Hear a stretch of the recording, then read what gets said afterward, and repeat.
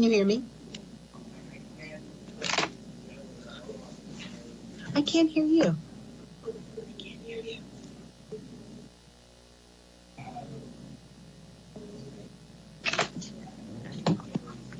Text you. Text you.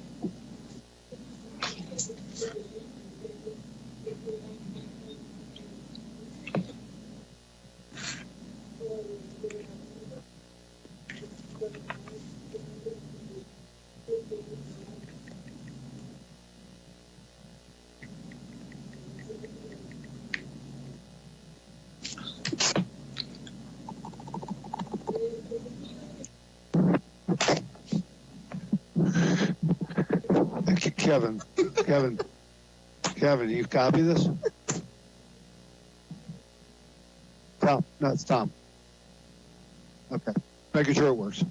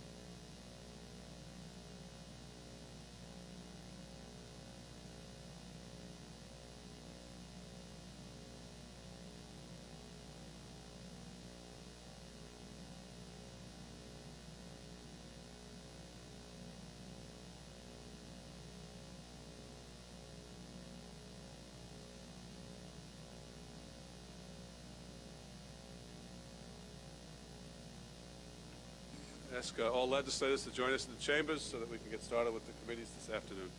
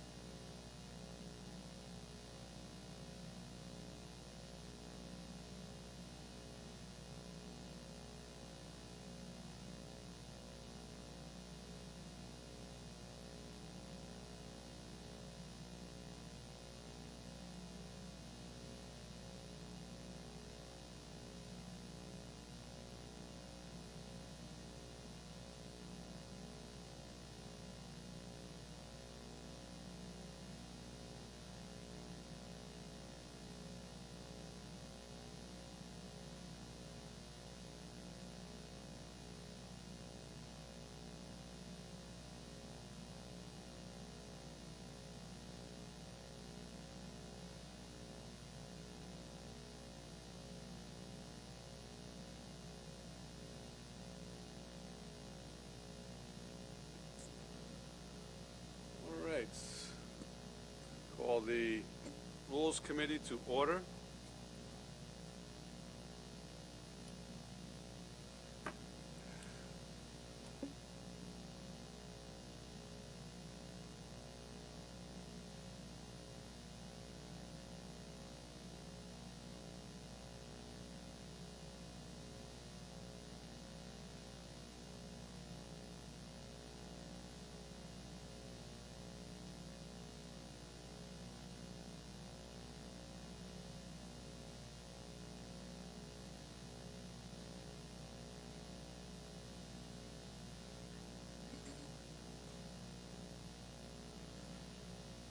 All right. Mike, please call the roll. Thank you, Rich. Rules Committee roll call. Legislator Sela Bino. Legislator Delia DeRigi Witten. Ranking Member Kavan Abrahams. Here. Thank you. Legislator Laura Schaefer. Legislator Stephen Rhodes. Vice Chairman Howard Copel. Chairman Richard Nicolello. Here. We have a quorum, sir. Thank you. We had the...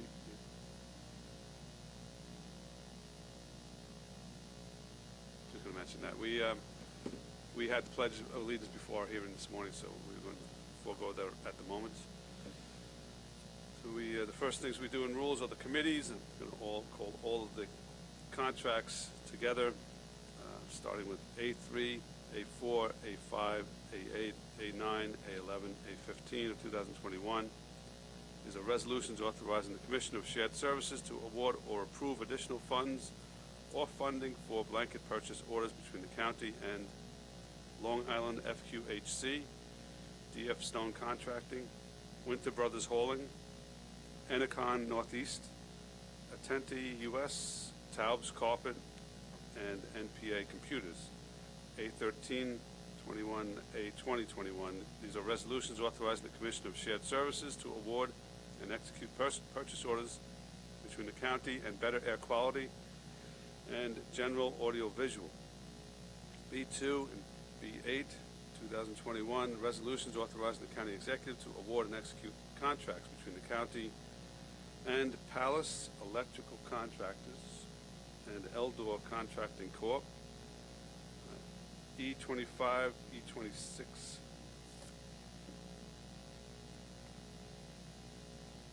Actually, am I supposed to call Palace separately?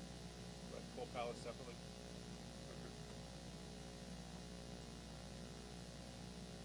Let me correct the record.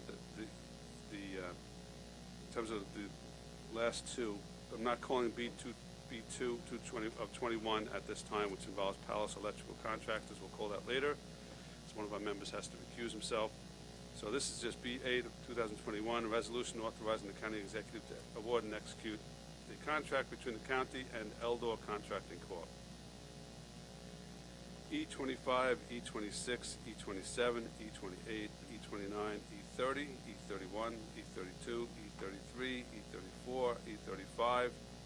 Resolutions authorizing the county executive to execute personal services agreements or amendments to personal services agreements between the county and Precise Court Reporting, the Bruin Engineering, Robert J. Bishop, James Lytle, Belmont Child Care Association, Adopt a Highway Maintenance Corporation, Village of Freeport, Hispanic Counseling Center, and Lyro GIS. Motion by Deputy Presiding Officer Coppell, and a second by Minority Leader Kavan Abrahams. Those contracts are before us. I'm also going to take a motion to untable the following: A32, A67, A East 100, E162. A32 is a resolution ratifying the Commission of Shared Services award and execute a purchase order between the county and Fastenal Company. A67 is a resolution ratifying the Commission of Shared Services award and execution of a purchase order between the county and Castle Transit Mix. Lastly, E162 is a resolution authorizing the county executive to execute a personal services agreement between the county and WSP USA. So we need a motion to untable by Legislator Bino, seconded by Legislator Rhodes. For those three contracts, all in favor of untabling signify by saying aye. Aye. Those opposed? Matters are untabled. Carries unanimously. All right, we start off with A3 of 2021. It's a contract with the county and Long Island FQHC.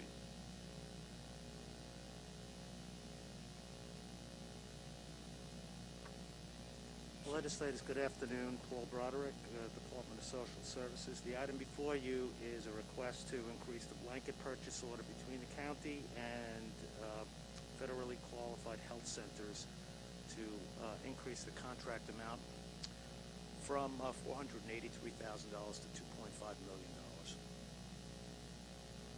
Paul, this morning you were identified as the Deputy Commissioner of Health. That's incorrect. That was incorrect on the agenda. Okay. Yes, sir. Yeah, I was wondering when you had made the transfer. I so. didn't see that. Okay, yeah, it was on the agenda that we had. Oh, okay. So. My apologies. All right, any questions on this item? Nope, I think we're good. There's a second one with emergency services that we just untabled. I don't know if you're handling that or not. I'm not familiar with it, sir. Okay, that's with Fastenal Company. I'm sorry, what's... Fastenal? No, but I'm sure... Is that Public Works? Laney can do that? Emergency management can speak to that. I think that's Tom calling in from... It's an OEM item with Tom Delaney on the line. Okay, why don't we do it now under emergency? Okay, go ahead, Tom. Thank you. All right, so the Fastenal item is for a mask purchase that we had. They supplied us with $196,000 worth of masks. We've already made a partial payment to them under $100,000 to try to get them some funding for this. We've already accepted delivery, and we'd just like to see this move forward. Anyone have any questions on either of these two contracts?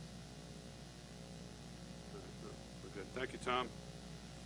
Let's move on to the purchasing contracts, starting with A4 2021 with DF Stone Contracting Limited. Good afternoon, Ken Arnold, Public Works. A4 is a blanket order for stone and gravel. It includes our sand that we use for our ice control. We had 7 bids received. DF Stone was the selected vendor. Contract cap is $975,000. Just let me- We just keep- obviously we're at the end of the season. We had sufficient supplies for this last, Yes, we have plenty of material on stock. and that carries over from year to year, obviously. Yes, we keep a stockpile. Any questions? And the legislators, no. All right, next contract is A8 with Ennicon Northeast. A5. Next, Is it A? Winters Brothers. We had A8 under this, under purchasing. Is that actually with you or somebody else? I have A8 also. Okay, so why don't you go to Okay. that? So A8, this is a contract for concrete, metal, and tank repairs. This was bid in 2019. This is a cap extension from $4 million, which was $800,000 per year, to $11 million, which I think is about $1.6 million per year.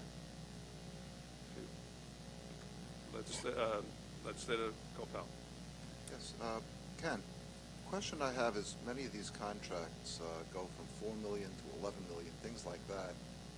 Why is this not a new contract? Why is this not going out to be rebid instead of doing this kind of job? I would want to speak to purchasing, but I believe that this contract still had duration on it, and we're just increasing the cap for the different types of work. I guess in the past that the cap was not always was required to be increased, so we were able to do additional work. No, I get what it is that's happening over here. That's a question for procurement. They make the decisions what goes out to bid, what doesn't go out to bid, especially in the purchasing world. I would not have that So, answer. do you think we can get somebody from procurement here, or somebody who can answer that question? Because it's not an isolated question. In other words, you can have a contract that's several years old, and they just keep on increasing the amount instead of rebidding it, and we might very well get better bids now, several years down the road. So this doesn't seem appropriate. I'm not questioning you. Okay, I I understand. No, I just don't know the answer. I wasn't part of that decision making. Okay. We have someone approaching me. Sorry. Don't go too far, though, Ken. Yes. Good afternoon. My name is Vaughn Banks, Deputy Commissioner with Department of Purchasing. In regards to your question, the original contract was not that old. Before DPW got into this and found that they needed to actually do more work along with other agencies that utilize this particular contract. Normally, when the contract is near its conclusion, we will actually rebid. We didn't feel the need, because we're pretty much in the middle of this. We didn't see the need to rebid this. See, I get it when you have a contract for, let's say, engineering services where it's not really practical to go ahead, or construction for that matter. You can't really change horses in midstream. That makes a lot of sense. But when you're doing a procurement for materials or something of the like, I'd like to understand the guidelines. Perhaps, do you have guidelines that you can provide for us? Just real quick, legislative, this is not just for materials. This is actually a service. They actually apply the material, the coatings on the items also. So we're not just buying cans of this material. They actually apply. But my point would apply nonetheless, since it's not, you're not talking about switching somebody in the middle of a discrete project. You're talking about many different projects. I just wanted to clarify that it wasn't just a material Yeah, item. thank you. But my point, I think, would still be valid. So, do you have guidelines? Are there guidelines, or is this just something on decisions that are made on an ad hoc basis? Yes. I'm sorry. I forgot I was standing to the side of it. this is not an ad hoc type decision. This is an ongoing contract that's not at its conclusion. Well, I understand, Right. but you're not really responding to my question. I'm talking. Let's not even. While I might be able to disagree with what your point is on this contract, my question is really more general in nature, I see. and this is not an isolated type of thing that comes before us. This happens fairly often.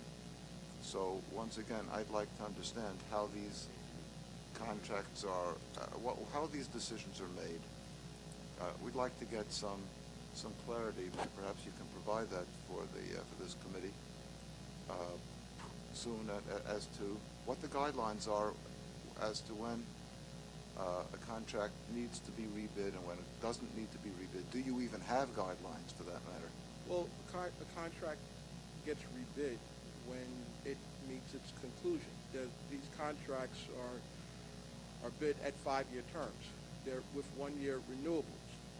When the contract concludes, we rebid. Yeah, but this way you can have they can be eternal contracts because you just keep on renewing it.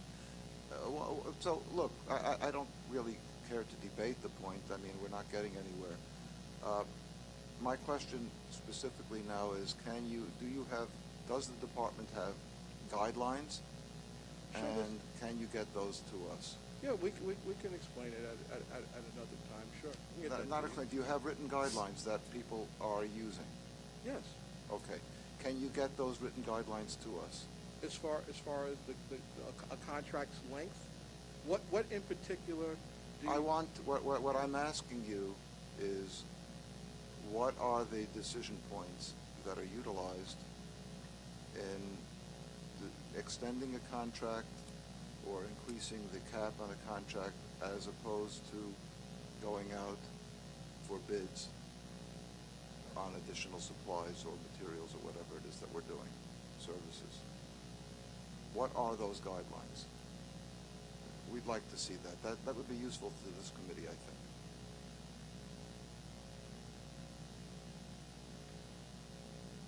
I don't have that with you. I understand. But you provided to us, right? But, maybe over the next week or so, you can perhaps provide it to... Absolutely. But, whenever we do this after speaking with the requesting agency. If it's something that, we may have to terminate a contract for whatever reason, it's no longer good for the county, or if it's something that, would All hurt the right, but county. again, with respect, it's not really responsive. Just go ahead, please, and provide it to Majority Council, Minority Council, if you would. Okay. Okay, and then we can have the discussion further if it's warranted. All right. Thank you. Okay. Ken, in terms of what's being provided for this contract, it's very general terms. It says concrete, metal, and tank repair. So I assume it's a tank repair and concrete and metal work? Yes, a good example, legislator, is 6th Precinct.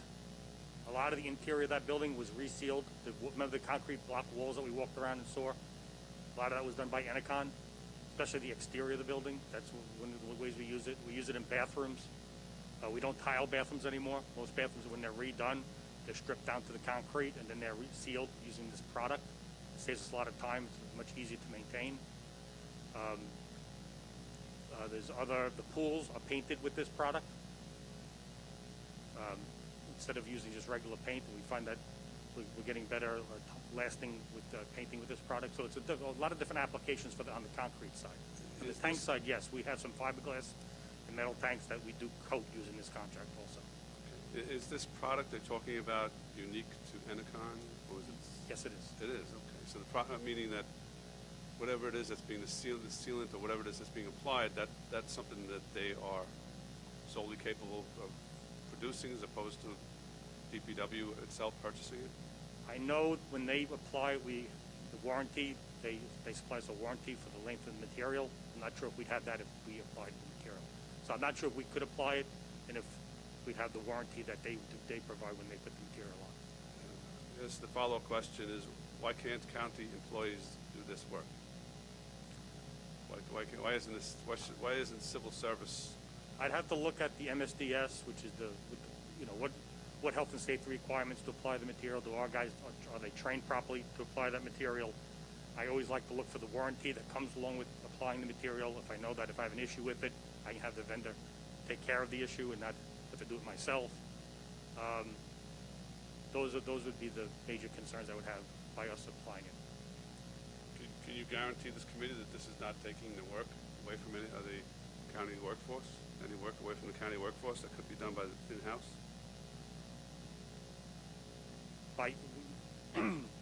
It's a little bit of a loaded question because my guys can tile. If I choose not to tile and use this product instead, what is the correct answer? Okay. All right.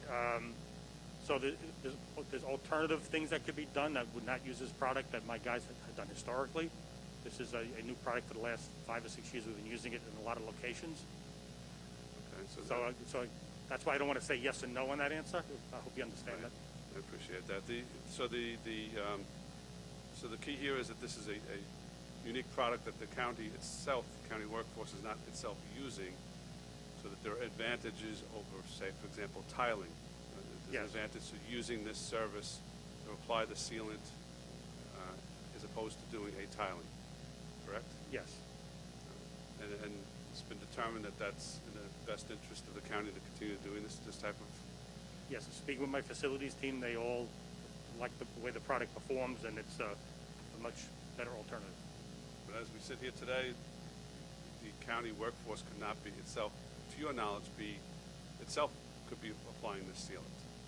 To my knowledge, we're not applying the sealant as we speak. All right.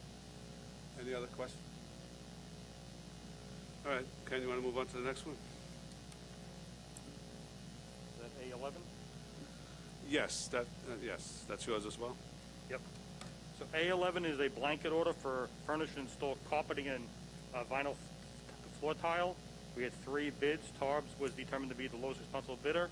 The cap for this contract is $3.275 million. Any questions on this contract? No? Okay. All right, let's go on to the next one, which now we're going to A5. A5? Yeah. Yes. So A5 is a blanket service contract used for the disposal of non-emergency storm drain debris. 3 bids were received. Winter Brothers determined to be the lowest responsible bidder. The contract cap is $15 million. This is the contract that we use to get rid of our road sweepings, anything we pick up in the right-of-way, anything road maintenance picks up that's not during an emergency storm.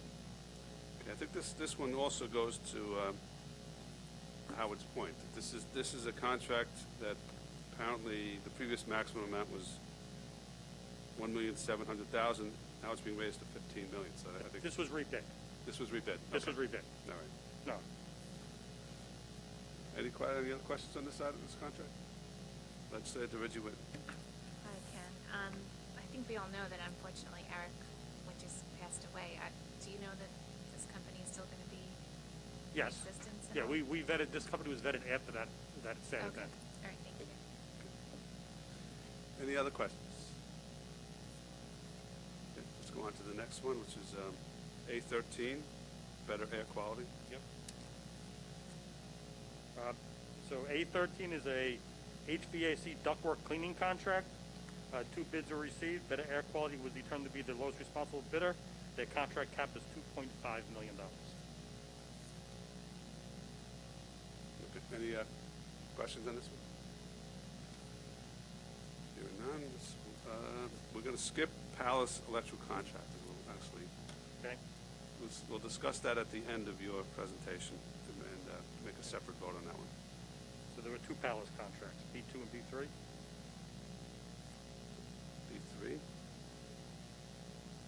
Do we have a B3?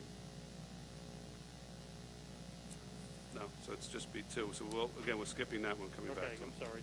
What do I have? B8.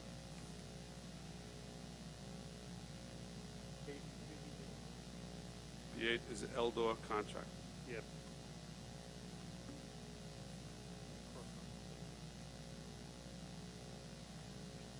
So B8 is the construction contract for what we call E4 at Bay Park.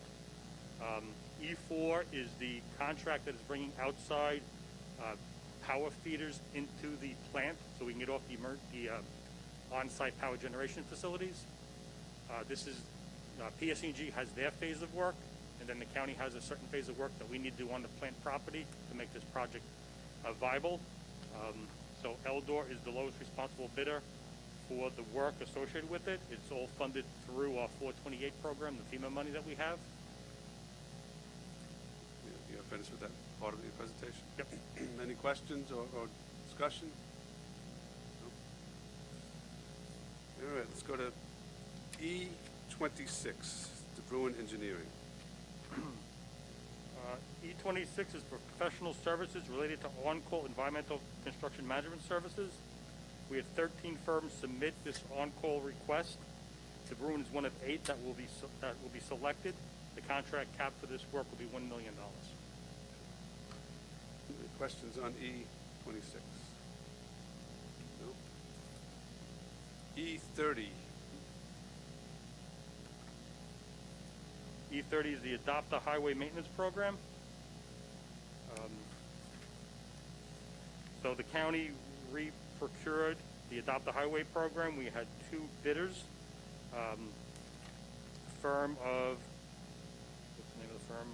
The Adopt a Highway Maintenance Corporation in New York was the selected vendor. We did vet the vendor based on the past issues we've had, and they have been performing since we changed our management structure surrounding them, and we are confident that they can do the work and provide the service. Okay, this one is troublesome to me, maybe to others. There was an extensive investigation by one of our local reporters, Yes. one of the New York City reporters, who uncovered that they were not doing what they're supposed to do. And in fact, their garbage was remaining in locations month after month after month. It's also been disclosed that the 2003 contract, I'm sorry, that after the contract expired, the vendor was still selling sponsorships, that there were similar news stories for Adopt a Highway programs in Pennsylvania as well as Colorado. Why would we want this? Why wouldn't this vendor be taken off the list? And why would we want to go back to Adopt a Highway with that as the background? After that issue was brought to light, we changed the management structure and had a different group of people overseeing them. Since that point, they've been performing the work that's been requested along our service road and the Peninsula Boulevard, the 2 roads that they manage. I understand the concerns, but the department felt that once we had the right oversight on the firm, that they've been performing as required. I believe that they've been operating under a month-to-month since the contract expired. I'd have to speak to my real estate people about that. And in looking at the options that we had, it was a better choice of vendors. There's not many people that do this type of work in the state. There's, with that history, with the issues being uncovered, and it was documented. I mean, the reporter went back on a monthly basis, tagged certain debris, and went back the following month, and it was there, and then added additional tagged debris, and it was still there. I understand the problem we had back, I think it was 2.5 years ago. When I first became commissioner, I know we dealt with that, and we've been tracking the amount of debris they've been picking up ever since, and my road maintenance people are now in charge of this operation, have said they've been very successful in doing their work. If there was an issue that came up, we would follow our procurement policies and deal with accordingly in the future. Look, the fact that we had to put more supervision in place, it just doesn't excuse what their lack of performance and their complete disregard for the health, welfare, and safety of residents by allowing this condition to exist. So, does anyone else have any questions on this contract?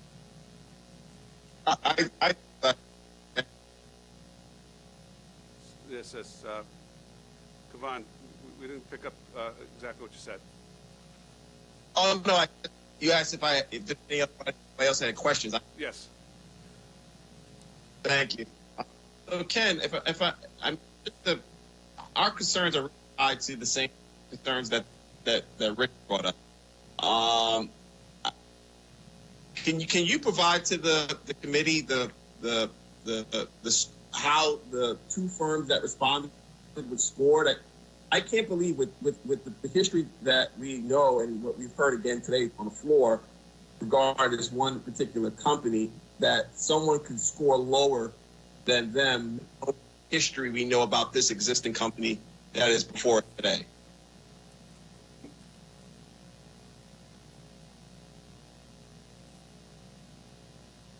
Give me 1 second to look at something. Sure. Understand I'm not on the selection committees here, so I have to go back and look at the notes. I understand.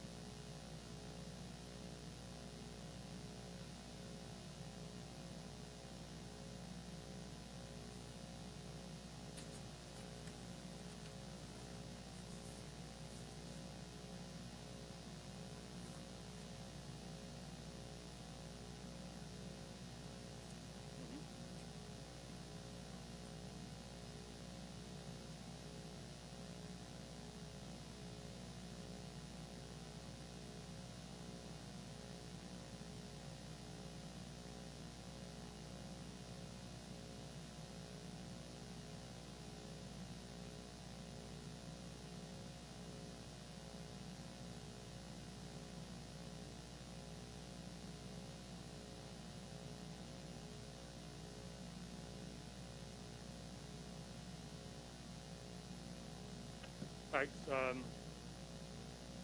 One of the requirements of the RFP was a annual fee per sign that they put up. The selected vendor is supplying that fee. The second vendor was not, and that was one of the major issues that we had in reviewing of the proposals.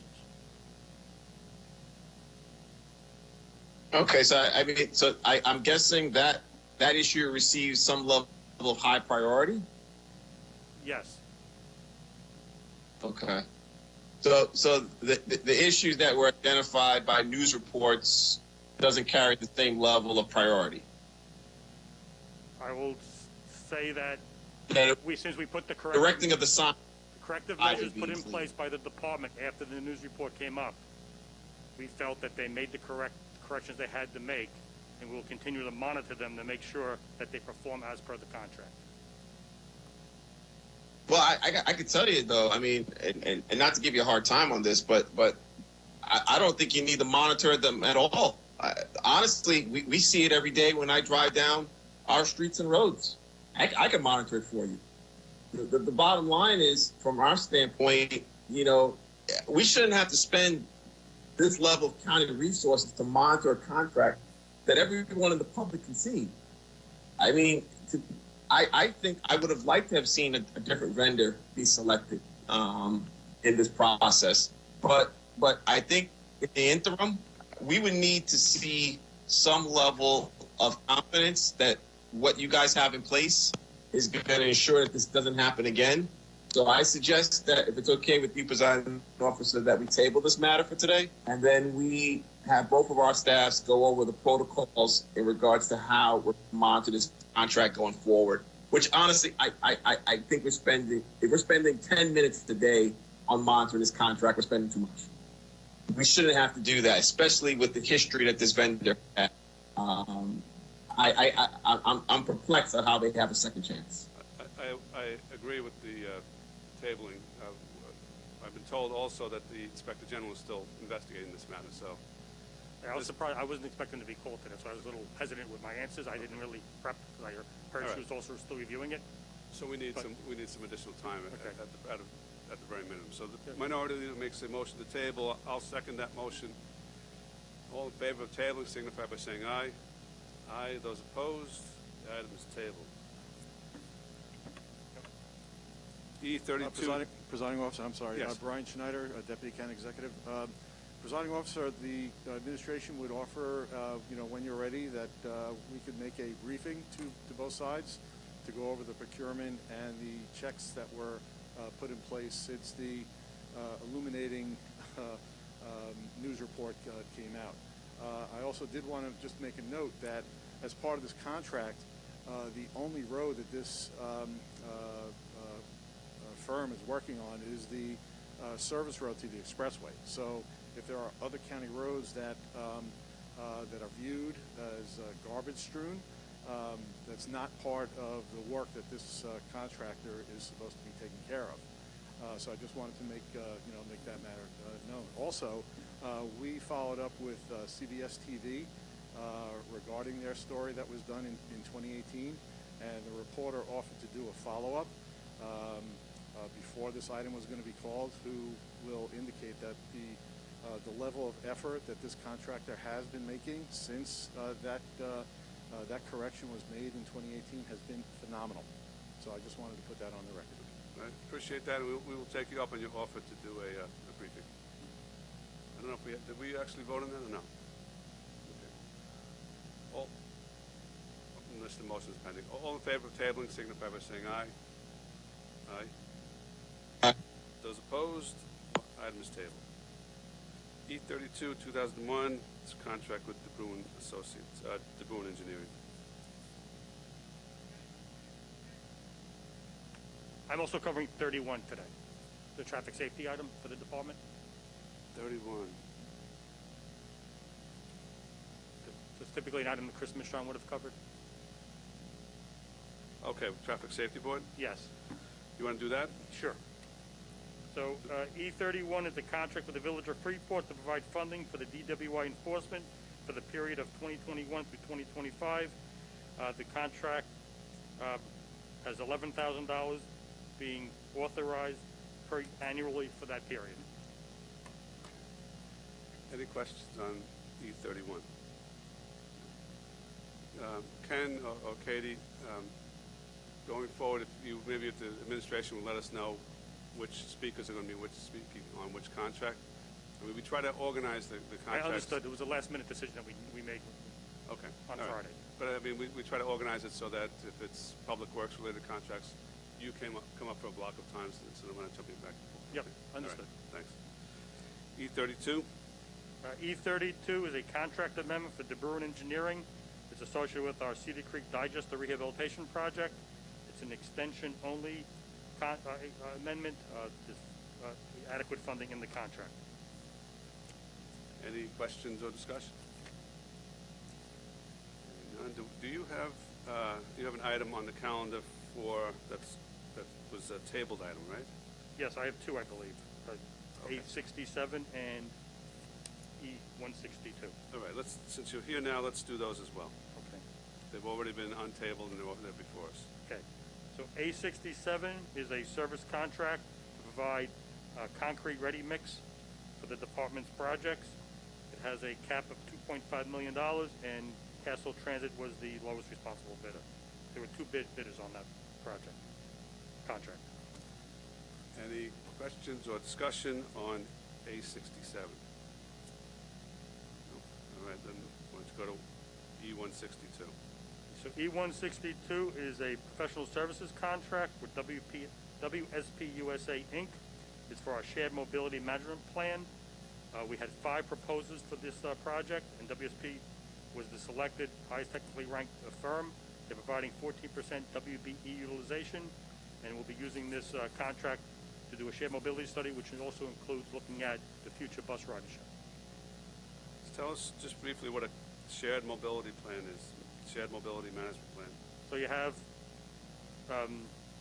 it's the shared use of bicycles, pedestrians, e-bikes, looking at the future for the use of our roadways and what's the best way to approach this. We have a grant for this work.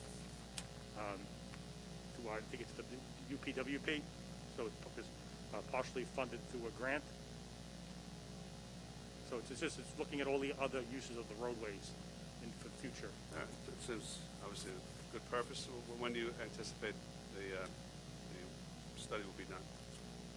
I don't have that in front of me. I know it has timeframes. The first part of the work is the bus work, because that's critical for the bus RFP. We want to get some data from them as part of that. And that was the initial encumbrance. That's why it's a two-piece encumbrance on the contract. So that will start. But I can get you a better schedule. All right. Any other questions on this? Legislator Reggie Whitten. Hi, Ken. It says here that the Nassau County Legislature will be part of this advisory committee. Do you know any of the details of that? If that's what it says, that's what we'll be doing. Sean Sally will be heading this up.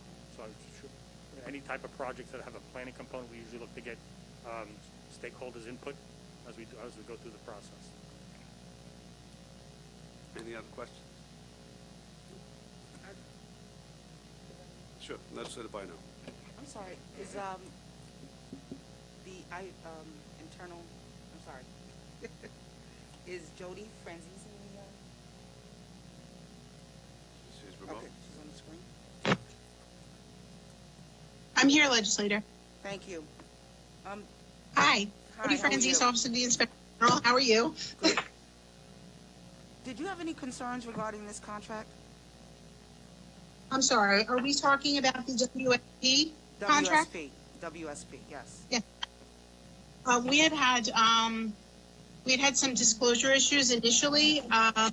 Both issues have been cured by the administration, and or the vendor. And I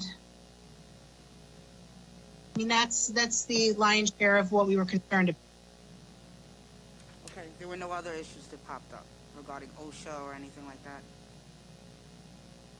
I'm sorry, my mic is not so great. No, Did you say regarding what? OSHA? Did you have any OSHA issues on this? OSHA. Yes. Well, we read the OSHA report, and we were made aware that one of the companies that I think was purchased by WSP was involved in an OSHA investigation. From the reading of the report, it did seem that they weren't contracted for what they probably should have been doing. And there was I'm sure you know, a calamity that happened in Florida. Yes, and so we don't have any concerns, and you're fine with the contract as stated, and that any remedies for the issue regarding OSHA has been resolved and no longer an issue for us, for Nassau, correct? In the sense that the OSHA report does make it clear that the affiliate of WSP was just one small piece of a otherwise really bad situation. Their performance didn't directly cause anything. It was more that their actions, had they been more robust, may have helped a little bit, but it didn't place the blame on that particular company. At this point, we don't have any concerns beyond that. I appreciate it. Thank you very much. Thank you. Nice talking to you. Same. Okay. Did we cover E32 yet?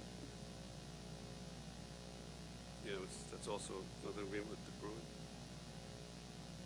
You did? I believe we did both, yes. Okay. All right. There's the B2 with Palace Electrical Contractors. I think we'll do that now. Legislator Rhodes.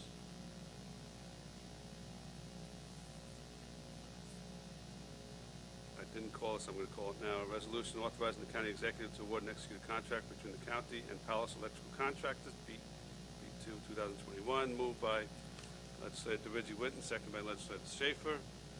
Note for the record that Legislator Rhodes has left the chambers, is not participating in any debate, discussion, or vote on this contract. All right, you want to tell us what this contract with Palace Electrical Contractors is? So B2 is a bid contract to replace the fire alarms, emergency lights at the following facilities: Garvey's Point Preserve, Tacapusha Preserve, North Woodmere Park Admin Building, Nassau Hall, and the Lannon House and Lannon Carriage House in Eisenhower Park.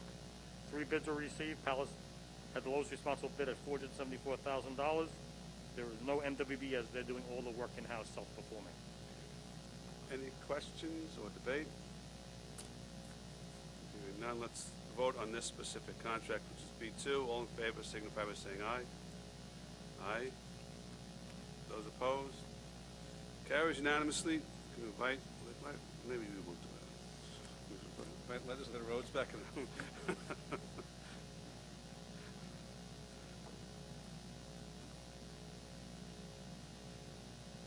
Next contract is with probation. A9 is a contract with Attenti US Inc. Oh, someone here from probation? Joe Schlero, Fiscal Officer. Okay, tell us about the contract with Attenti.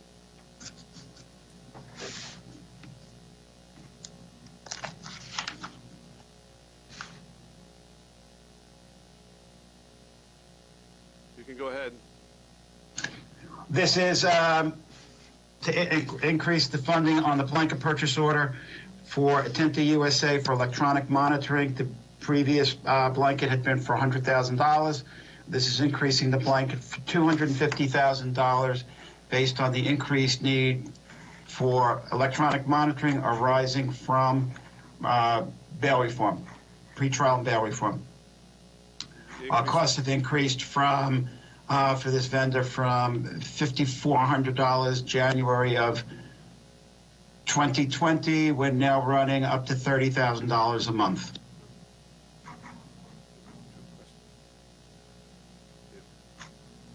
It's just the same question applies over here. I mean, this is multiple. I'm sorry, I can't hear you. All right, if you were tuned in before, the increase is multiples of. The new amount is multiples of the original amount. When was the original contract? The previous was $100,000. When was the original contract? Oh, this is going back. This is a blanket that's going back several years. So why is this not being rebid?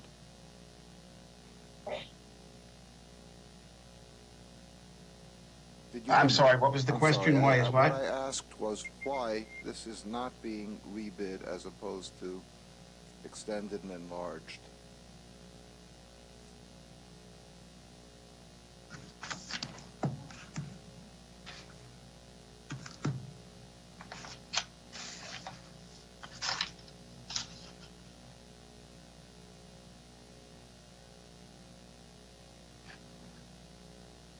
I'm sorry, but I'm still unable to hear the question.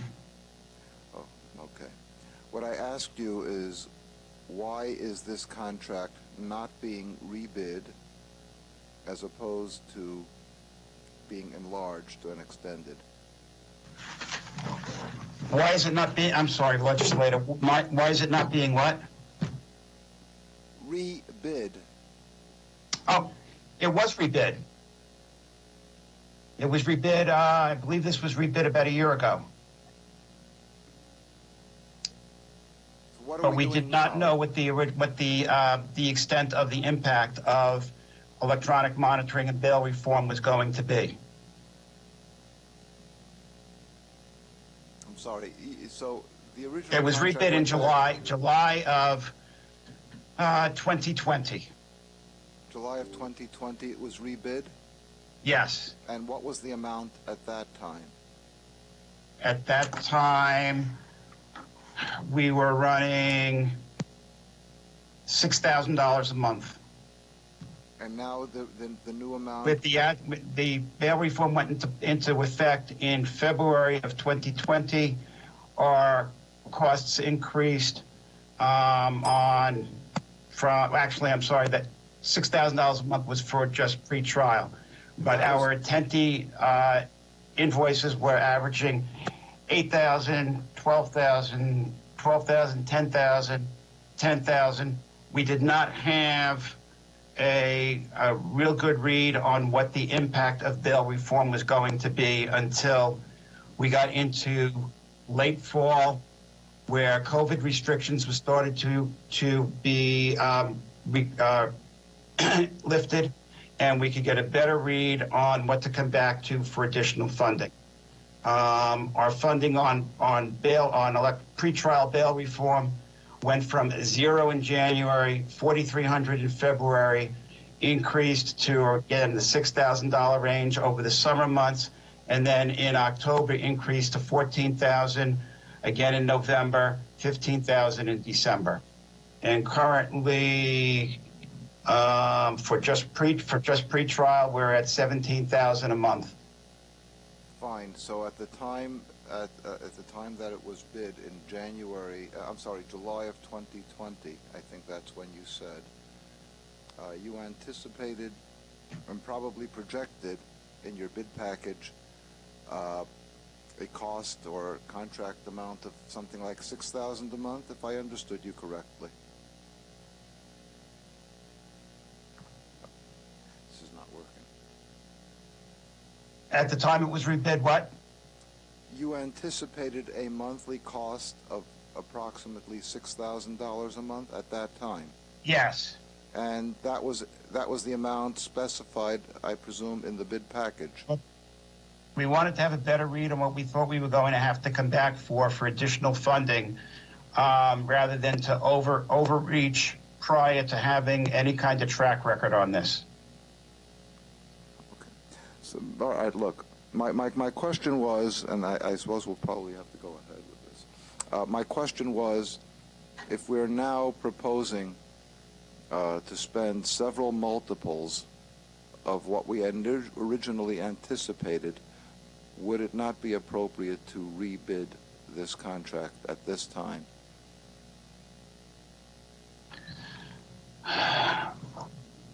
Based on I think this was the only, if I'm not mistaken, I don't think there were any other bids received other than Attenti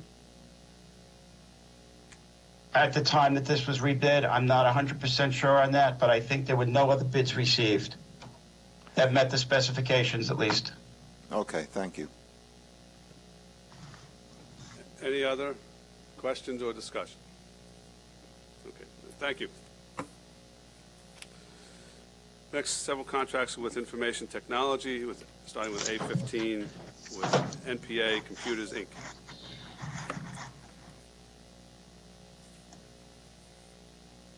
Good afternoon, Nancy Stanton, A1521. This is to authorize and award a blanket purchase order for comprehensive computer repair and preventative maintenances to NPA Computers, Inc. NPA was the lowest responsible bidder, meeting the county's expectations. The selected vendor will maintain older IT equipment that is off warranty for the county, county clerk, controllers, DA, and DSS. These maintenance services allow IT to extend the useful life of this equipment, eliminating the need to purchase equipment on a more frequent basis. The blanket is for a period of 5 years, maximum 1.5. Any questions on this one or discussion? Nope. I think we have two contracts that follow with Lyro. Yes. Okay. E3421. The term of this contract is November 24th, 2015 until November 24th, 2020. This amendment extends the contract 3 additional months to February 24, 2021 to allow time for the new agreement with Lyro to be approved. The new agreement was fully executed on February 10th. This amendment also increases funds by $100,000. We currently use this vendor for supplemental staffing, doing GIS tax mapping in the assessment department. The obvious question is, if you knew that it was going to take some time to sign off and execute E35, why wasn't the extension of E34 given to us earlier? In other words, you're giving us an extension that's already expired. Right.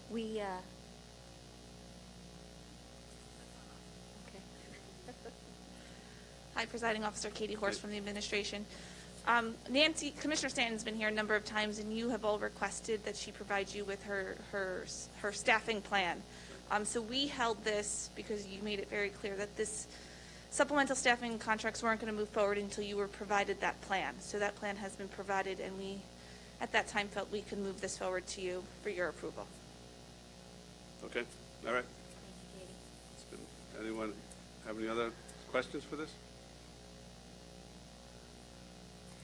Did you cover E35 or no? We're going to do E3521 now, Yeah. Lyro GIS Inc. This new contract for GIS services, contract term is March 1st, 2021 to February 29th, 2024, with 2 one-year renewals for a total of 5 years. We're asking to encumber $400,000 at this time.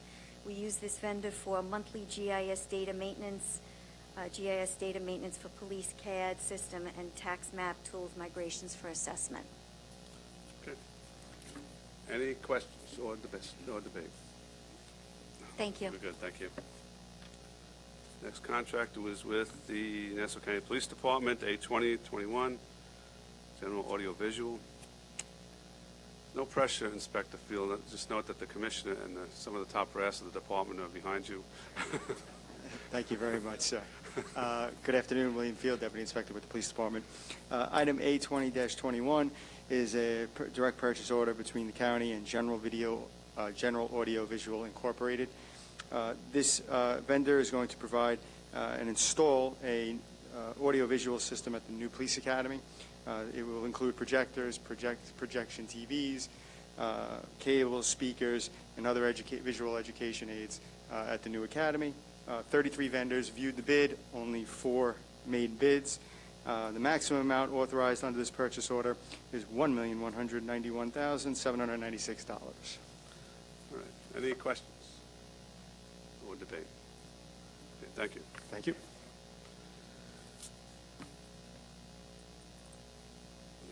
The next two, actually the next one is with the District Attorney's Office. It's E25 with precise court reporting.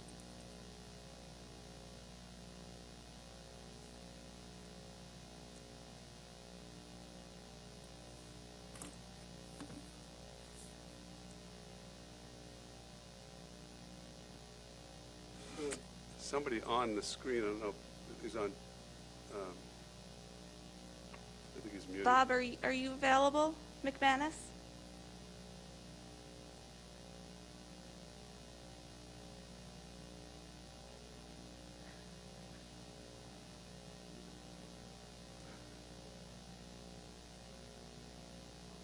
Bob, can you unmute? Okay. I'll do my best. Okay. Katie Horst from the administration. This is a contract with Precise Court Reporting for $352,000. It says the District Attorney's Office is required by law to furnish transcripts of grand jury proceedings upon request to defendants and their counsel. Any questions or discussion? No, I think we're good. All right, the next one is E33, Hispanic Counseling Center. I need a motion to table as the Inspector General is still investigating this item. So Legislator Rhodes makes the motion to table, seconded by Legislator DeRidge Whitten. Any debate? Actually, there's no debate on that motion. All in favor of tabling signify by saying aye. Aye. Those opposed? Carries unanimously. E33 is tabled. Next two are with the County Attorney's Office. They are E27 with Robert Bishop, E28 with James Lytle.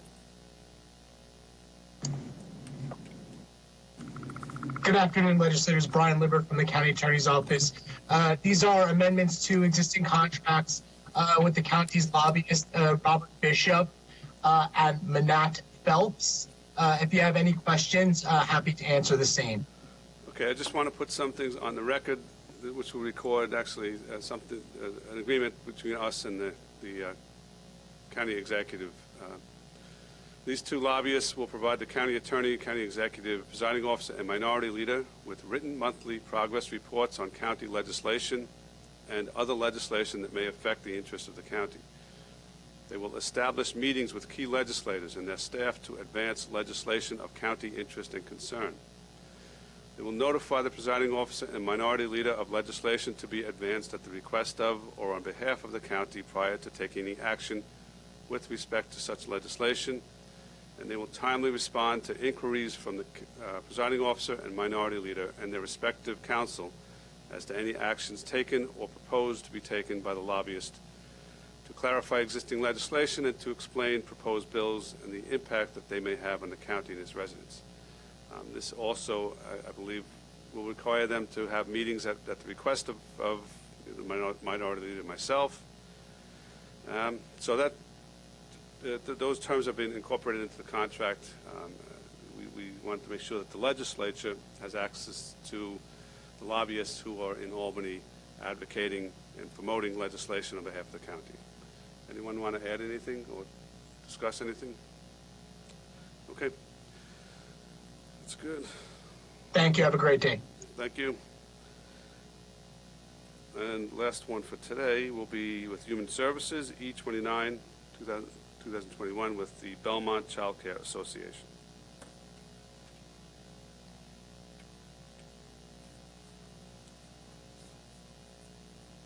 Oh.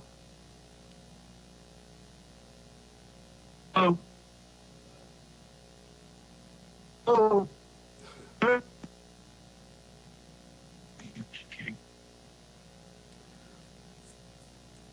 Can you hear me?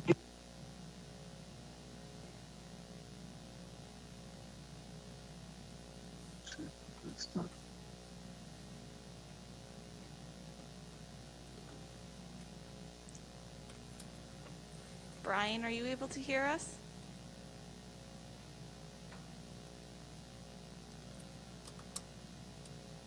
Okay. Katie Horst from the administration. This is a contract with Belmont Child Care Association. The Child Care Association consists of a comprehensive program entitled by BCCA Arts and Cultural Programs. Students will participate in dance, music, and art classes virtually, and all supplies shall be provided by the program. This is a contract. It'll serve 54 youth at a per capita of $389 per student. Okay. Thank you. Any debate or discussion on this contract? Okay, hearing none, let's just sum up the contracts that are before us and be voted on at this time. They include the following: A3, A4, A8, A11, A5, B8, B26, E32, A9, A15, E34, E35, A20, E25, E27, E28, E29, E31, E32, A67, and E162.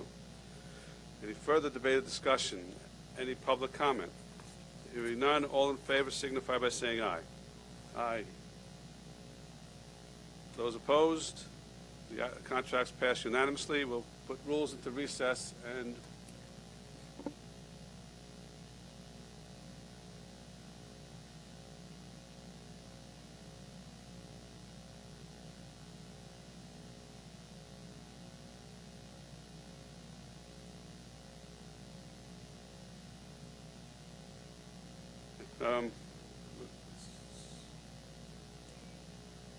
okay, A32, all in favor of A32 signify by saying aye.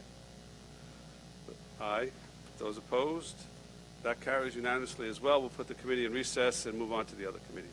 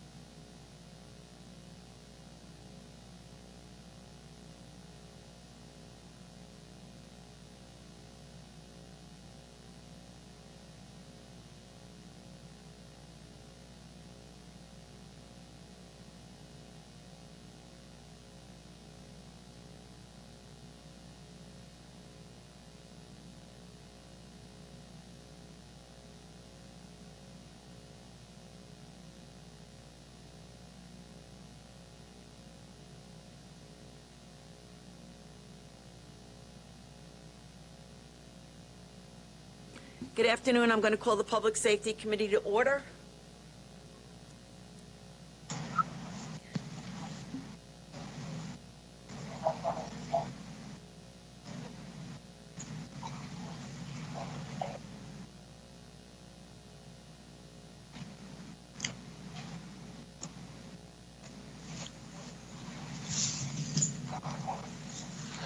All right. Good afternoon. I'll ask the clerk to do the roll call. Thank you, Madam. Public Safety Committee roll call. Legislator Deborah Muley. Here. Legislator Sheila Bino. Ranking Member Delia DeRigi Witten. Legislator John Ferretti Jr. Here. Legislator Vincent Muscarella. Okay, Legislator Howard Copel is subbing for Vincent Muscarella. Vice Chairman Stephen Rhodes. Chairwoman Denise Ford. We have a quorum, ma'am. Thank you very much, sir. We have 5 items before us. We have clerk item 64-21, which is a resolution to adopt the Nassau County Police Reform and Reinvention Plan. Clerk item 67-21, which is an ordinance supplemental to the annual appropriation ordinance in connection with the District Attorney's Office.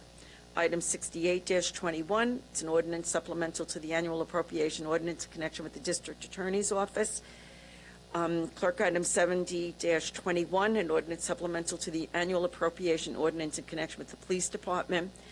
And item 83-21, an ordinance supplemental to the annual appropriation ordinance in connection with the Medical Examiner's Office. Since we have the first item actually deals with the hearing, we're going to call that last so we can go through the other 4 items first. So I'm going to call items 67-21 and 68-21, which has to deal with the District Attorney's Office. Do I have a motion from Legislator Capel and seconded by Legislator DeRigi Witten? The items are before us. Is anyone here from the administration? The District Attorney's Office.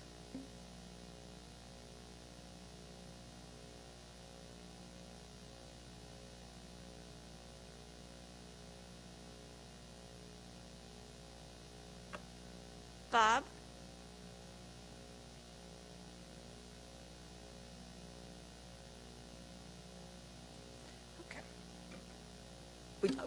How about we'll hold that, and then we'll just go to the other 2, and then he probably thought we were going to do the first one first. I think he might be having some technology difficulties. Would you mind if I try to? Go right ahead. Katie Horst from the administration. This is a $633,399 grant. This is from the New York State Crimes Against Revenue Program. Is designed to hold accountable those who deliberately fail to pay tax obligations, as well as those who commit Medicare, welfare, and unemployment and workers' compensation fraud. Thank you. And how about 68-21? This is a $114,300 budget amendment. I'm sorry, supplemental. The Nassau County District Attorney's Office Motor Vehicle Theft and Insurance Fraud Prevention Program investigates and prosecutes motor vehicle theft and motor vehicle insurance fraud cases. Grants have been awarded by the Nassau County Police Department and the Nassau County District Attorney's Office. Both the NCPD and NCDA have specialized units that focus on motor vehicle theft and insurance fraud cases.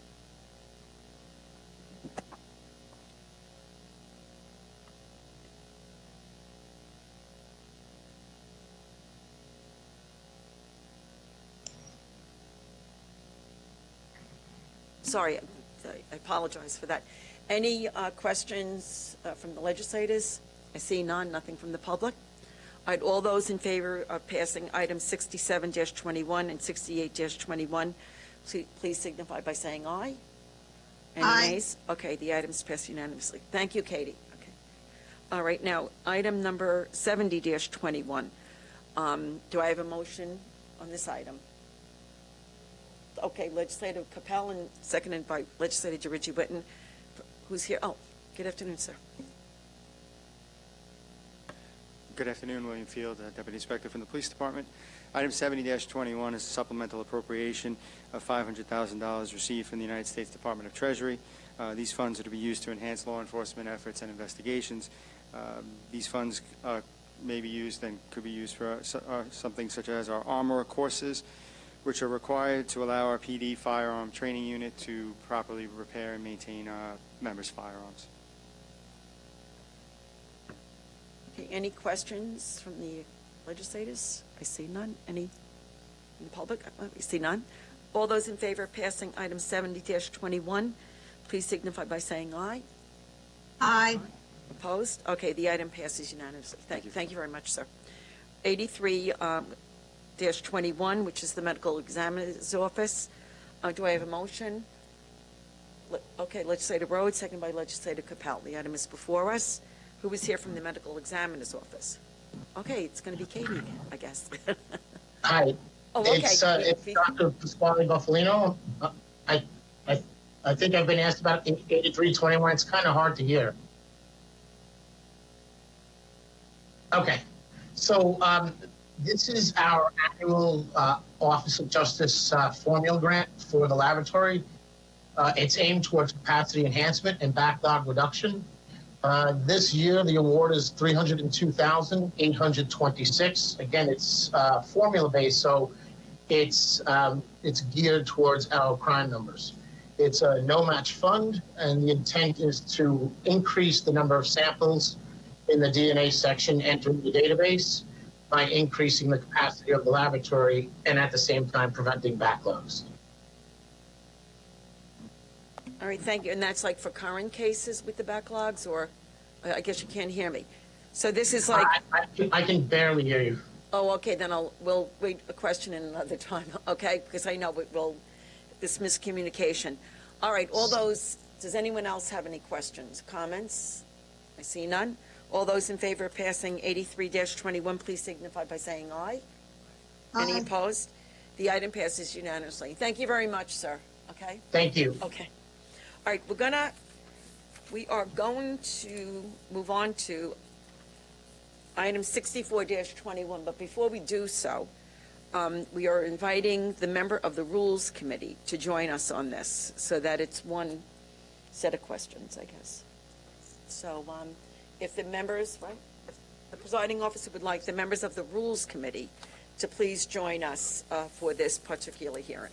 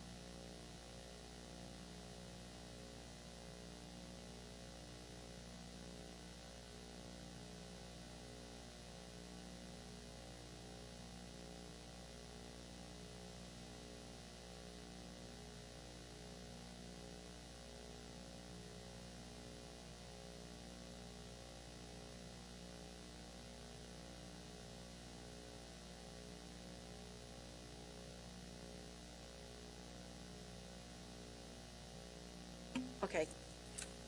We're not opening the Rules Committee, but it's just to afford them, any member, the opportunity to ask any questions if they so desire. All right, so we have item 64-21. Do I have a motion for this item? Legislator Capel, second by Legislator Rhodes. The item is before us. So, Commissioner Ryder, I'm sorry.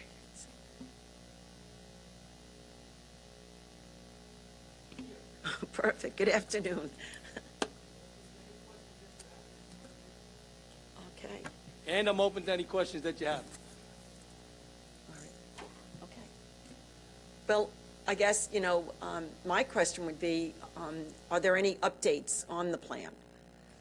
So we received Mr. Burlington Group's his plan. We have reviewed that plan along with other comments that have come from the public since then. There will be several amendments to the the proposal that we originally gave you.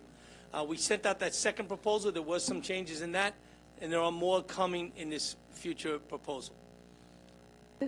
You know, I know that you had indicated when you first came before us, I guess, in January, the beginning of January, in regard to this, that, you know, that this will still be like basically a living plan, even after it's been, you know, sent up to the governor's office, I guess, for approval, to make sure that we meet the criteria that the governor has set forth for police reforms. So are we still open to that? Yes, so that's correct. What we're going to do is, we hope by Thursday or Friday this week, the final, or at least a draft of our final proposal.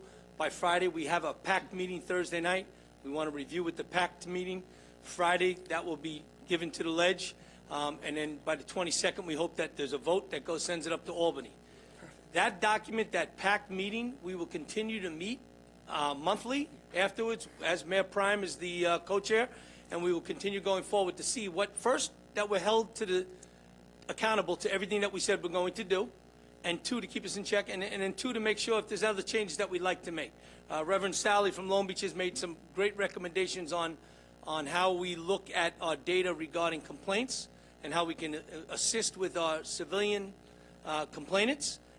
But that's a part that, again, I couldn't answer for him because it's got to be developed. We got to develop the software for it, but we do agree that we should have that kind of compliance. Because I know that you're moving also toward about gathering the data on all traffic stops. So that's already been done. So that was brought up by the early on in one of the first PACT meetings. Mr. Brewington was here, presented our data, and called it coloring books, but it really wasn't. It wasn't, but he's right. It did not include the demographic part of that data. And that demographic, as soon as it was brought to our attention, was changed with the little bit of data that we have. We went sometime around January 18th or January 20th. We are fully compliant. I have 100% compliance with my office as we collect all of our demographic the same way the data was collected in Suffolk with the Department of Justice consent decree. We now have that same process here, and we've added a few extra fields in it to cover other questions that came up along the way from it. So all of that data will be made public every 6 months up on a public site that everybody can review it.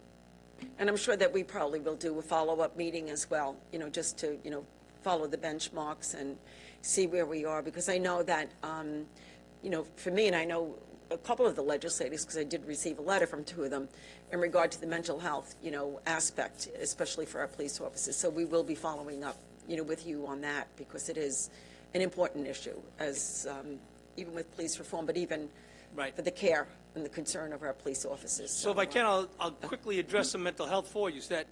And we took what the people plan also had, plus what we had, plus what the state was looking at, some of the suggestions that came from many of you. We have a multi-tiered approach. First of all, our mobile crisis team, Commissioner McCummings, O'Meara, Perez have done an outstanding job at what they had to do with. We're expanding that mobile crisis. That is a must-do if we're going to continue to have stabilization out there. We have, we've added education and awareness to the public. Stop calling 911 when it's not a 911 type call. That's going to take time to educate our public out of that habit. But once it does go, our CB operators are going to take that call, be trained on a script that was given to us by the clinicians that says, ask these questions. If they answer it this way, link them to the mobile crisis. They're not looking for police response. If they answer them this way, send that police with a dual response of mobile crisis. We send a supervisor and an ambulance to every call. As you know, we have 177 cars out there. If there are 4 teams of mobile crisis throughout the county, it's going to take time to get around this county. They're not emergency response vehicles. We will calm the situation down like we always have, keep the person secure and sitting on the couch, and if everything's good, we'll wait for mobile crisis. When they get there, they take over. If they're good and they don't need us no longer, we're on our way. If they say, please stay, we'll stay down the block or front of the house, that's what we'll do. We'll wait until they're comfortable with them. Yeah, the mobile crisis unit, are there police officers also within that unit, or is it just strictly civilians? No, they are a civilian entity. They're not, no police officers in there. All right, because, and now are we going to expand the number of people in that unit? Only because I know that just reading, like with recommendations made by other smaller police departments within Nassau County, that it seems that they're going to look to our mobile crisis unit to help them with their calls. I mean, I don't know if it's going to be set in stone, but I would think that it's like when you say that for their response time, you know, if an officer is waiting for them, they may be delayed if all of a sudden, like say if it's Freeport or Long Beach decides that they need our unit as well, that what if they have to go to Long Beach and... So mobile crisis won't recognize boundaries like that. Mobile crisis will be, the way it's intended to be, we'll have them in zones. And again, this is up for Commissioner McCummings to design. But if they're in 4 to 6 zones throughout the county during those heightened times of when we do get those calls, they'll respond. It doesn't matter if it's a village or a city. They're responding the same. The training for our members, 2,700 calls in 2019. We only use force 4 times. Our members are well-trained in both de-escalation and in negotiation, that they've been able to get themselves out of it. Just this past weekend, we had an individual shot by an off-duty New York City cop that was was a victim of a robbery. He ran with the knife. We encountered him, and we were able to get him to drop the knife and brought him to the hospital where he should be getting treated. And so, again, that's the kind of work that we do day in and day out. We don't look to 96% of all our calls end up in a hospital. They're not criminalized. We don't look to make them a criminal. We understand they are victims and should go to the hospital for treatment.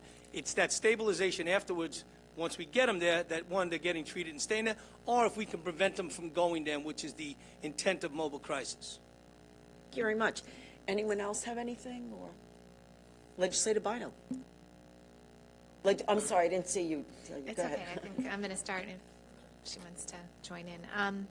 You know, we're in a situation, and we all consider this, everyone involved considers this a very important subject, especially, you know, for our time, not only, you know, for our society, but also with the police officers and those that will be impacted by these changes. For that reason, because it's such an important item, my caucus is really hesitant to, as we normally say, tee it up, which is to have it go forward, because we just don't have the details of what's involved. There might be some things we agree with and some things we don't agree with, but unfortunately, there's so many unknowns at this point that we've discussed that there was a real concern as to whether or not it would go forward. So, you know, with the minority leader and my caucus, we wanted to make a motion to table until we saw the final draft of this item. So I make a motion to table.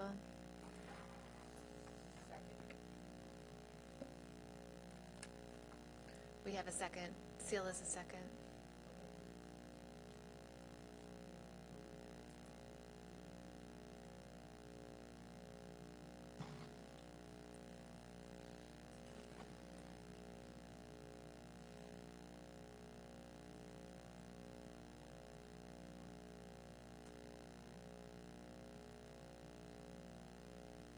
I recognize your desire to have, you know, our concern would be that we are required by the governor to submit a plan that by April 1st. I mean, I don't even know if they're going to give us a grace period on this at all, you know, and so for us then,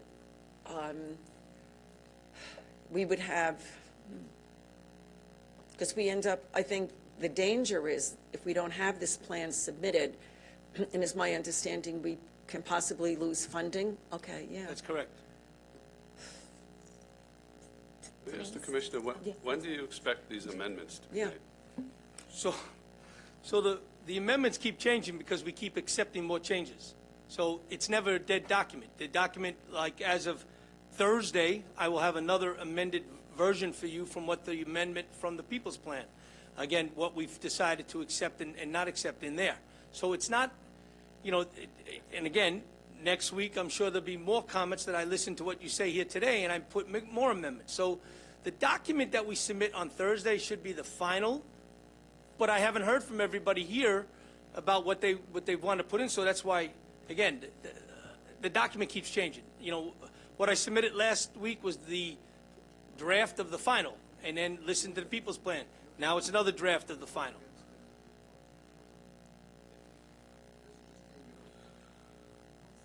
But all that changes in the document is what you give to me, what we're hearing from the people.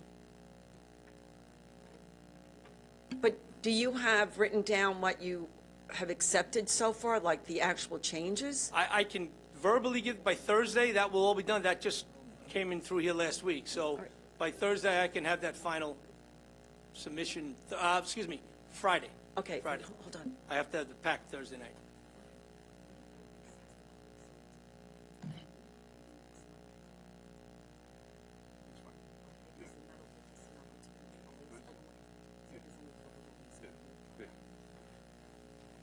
All right, okay. So what if we recess the Public Safety Committee hearing so that we can reconvene next week? And that, public safety, okay? But that means, Howard, you're stuck. You have to come back because you're already on it. But you know, we could then what we can do, Commissioner, is if we recess, then it will give us an opportunity, and for you an opportunity, to provide us with some of your changes, and then we If can I take may, a look the at it. only way you know what changes is if we explain what the document is. I've Right. explained it once. Mr. Brewington's explained his. Yeah. I'm here to answer more, and now I'm being sent away after 2.5 hours. No, I'm sorry, I don't mean any disrespect. But we're trying to get this so that we can move it along, all right?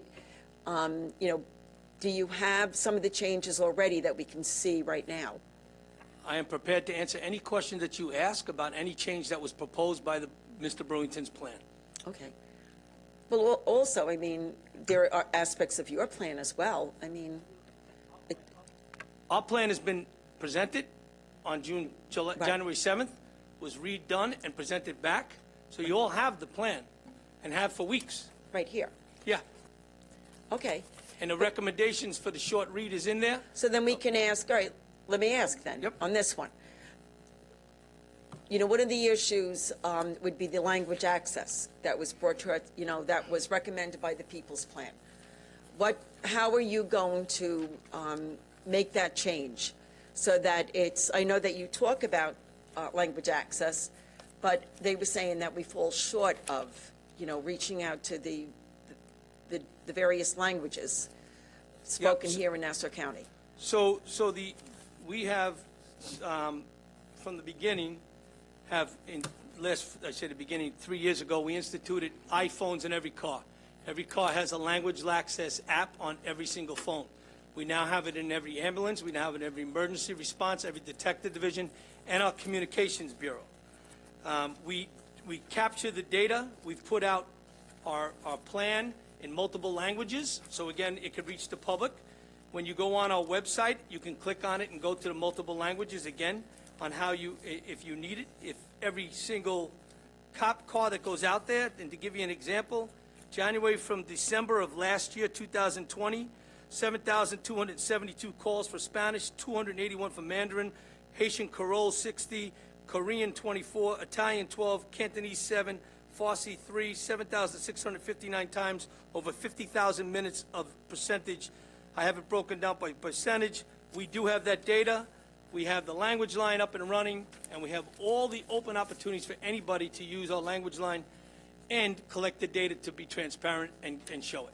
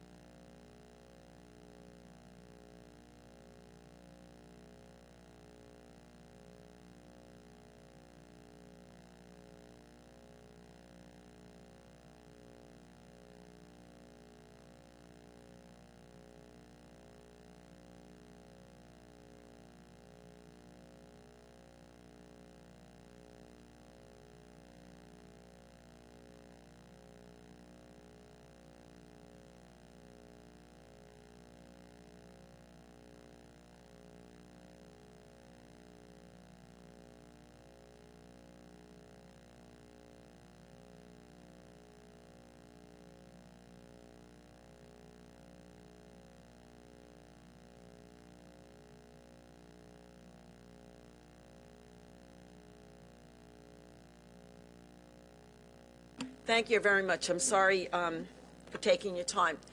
But there was a motion put on the floor, okay, to table this item. So at this time, we will take up the vote. All those in favor of tabling this item, please signify by saying aye. Aye. Who's against? The item passes. The item will be tabled. We will recess the Public Safety Committee, and we probably will call it one day next week, and then by then you should have your updated version for us. All right, thank you very much. I just wanted to add one thing, that obviously we were not aware that there was going to be a changed document that was going to be presented to the legislature. So the fact that there's going to be another version of this next Thursday, I think requires us to visit that, see that, and then have an additional meeting to ask the questions on. So we can consider the amended document. Look, this is the governor's mandate, one of the most important things we're going to do this year, so let's make sure we do this right. If I may, if somebody would like to send recommendations, we're all welcome. We haven't received any yet. Thank you. Okay, thank you. We are I'm in the process, but thank you.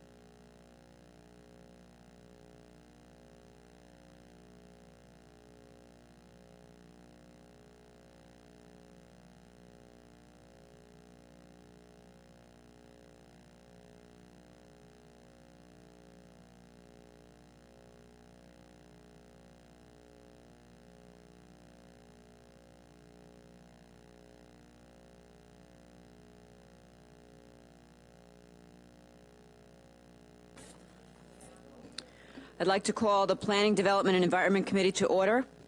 I will ask the clerk to please call the roll. Thank you. Thank you, Madam Chair. Planning, Development, and Environment Committee, roll call.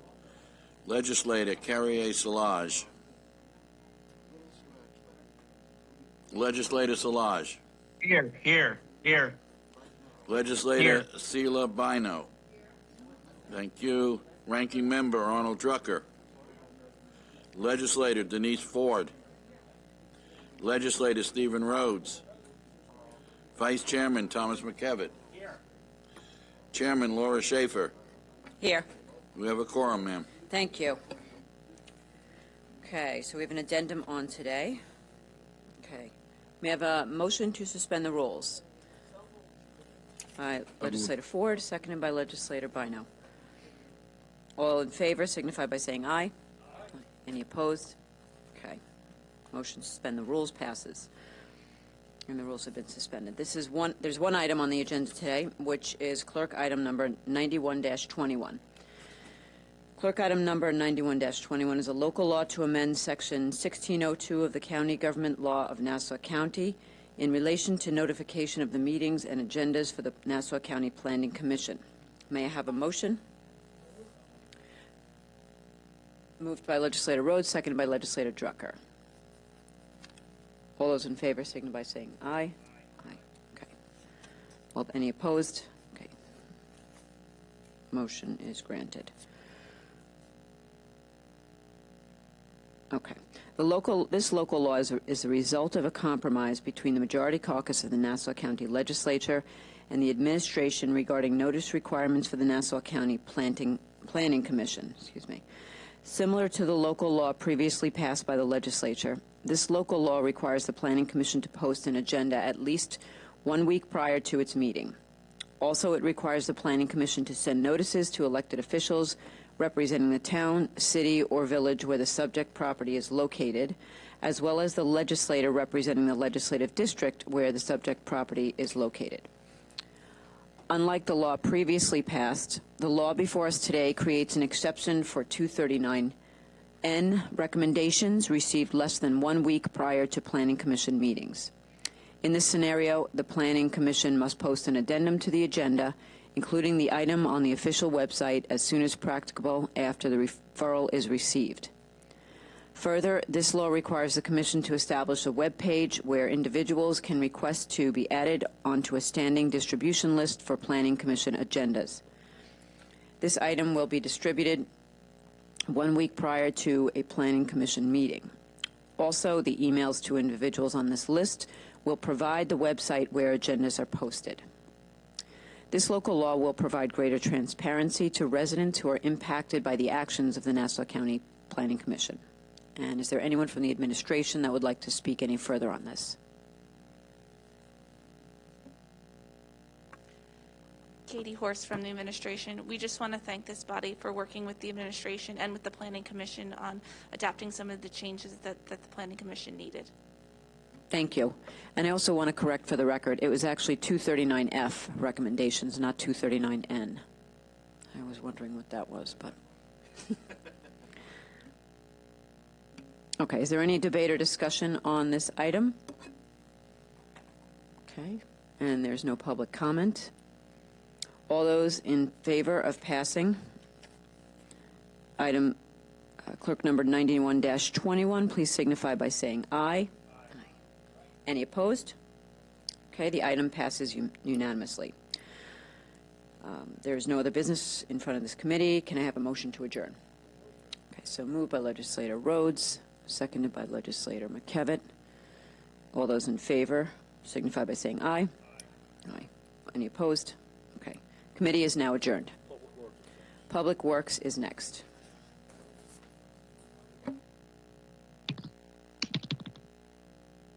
Okay.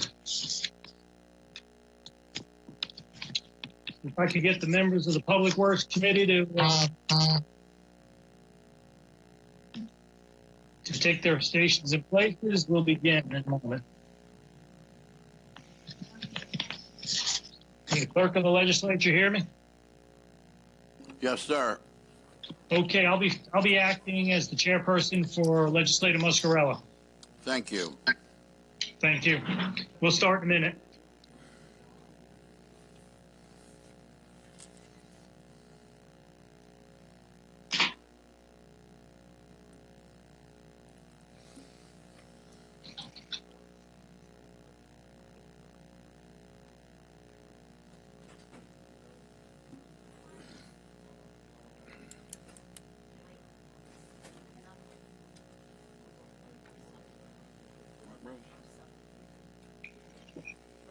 Got it.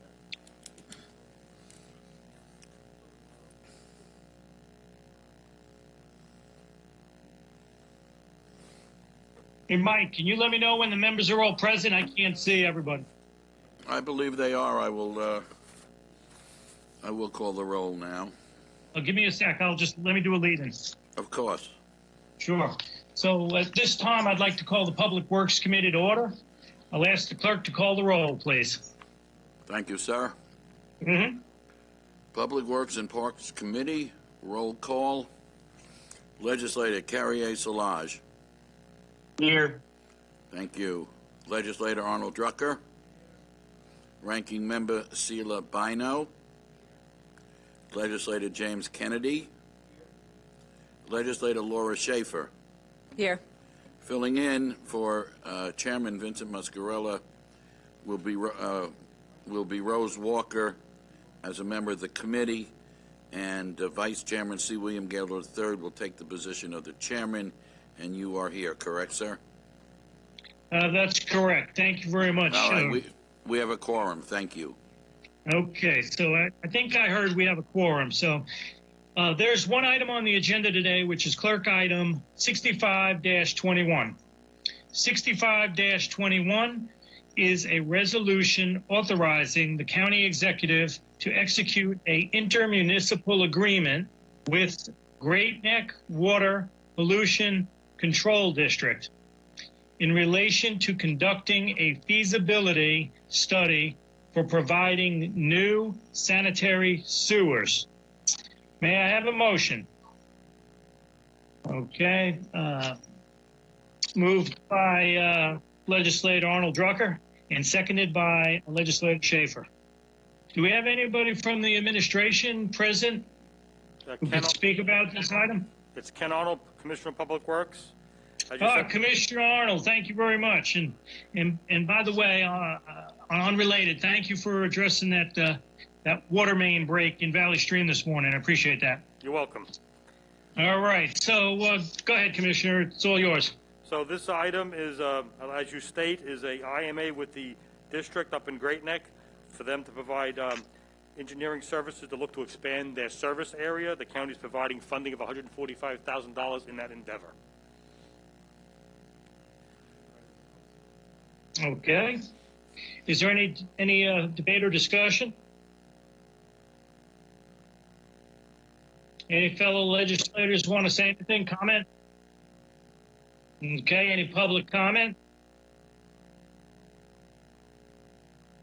I'm not hearing anything, so I'm going to take a vote. All in favor, please signify by saying aye. Aye. Were there any opposed? No. The item passes unanimously. There's no other business before the committee, and may I have a motion to adjourn? All right, I think I heard moved by Legislator Bino and seconded by Legislator Schaefer. All in favor? Aye. All right, the committee is now adjourned.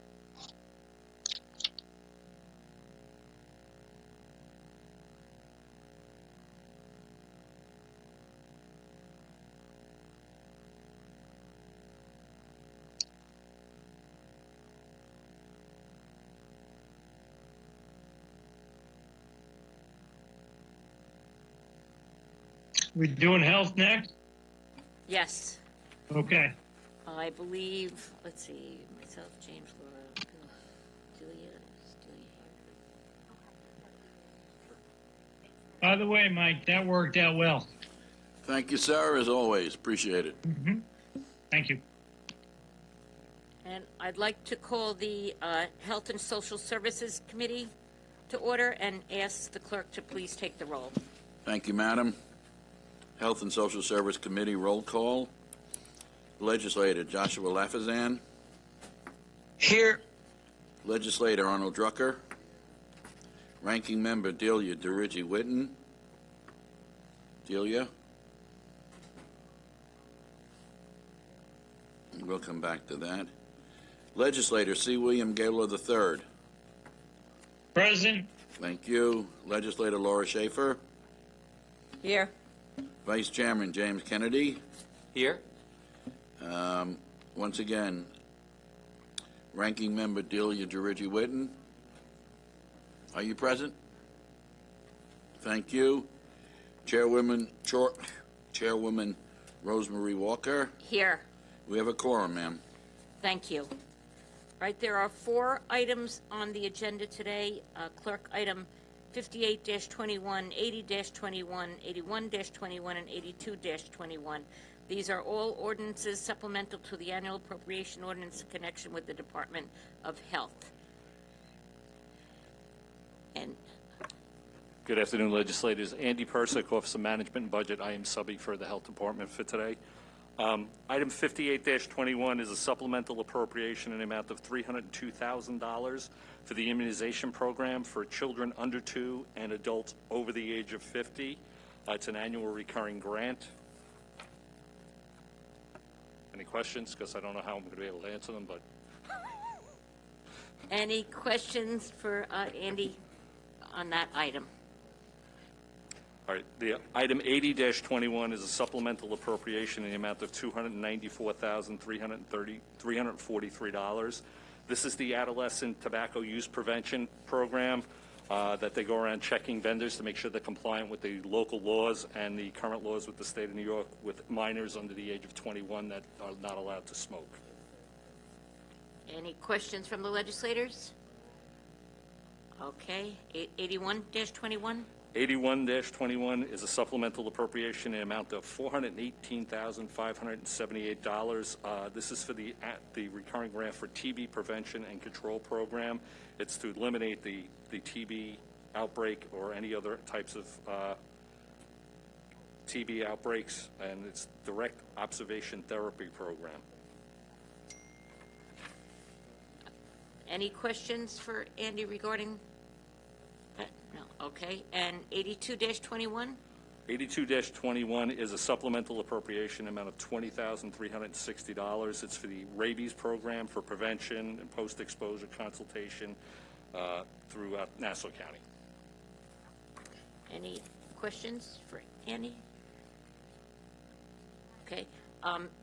It's just nice to see, you know, in the midst of COVID where our health department is stretched to its limits, we know that, and the job they're doing is amazing. You realize how much other things they still have to address, and they're continuing to do that. So you just pass that on, information on to Agreed, them. legislators. They're a little overwhelmed at anything we can do to help them. You know, that's why we're here, so. Exactly. Right. Since there are no questions, all those in favor of items 58. Oh, I'm sorry. I never took a motion. All right. Motion by legislator Kennedy, seconded by legislator Drucker. Now the items are before us.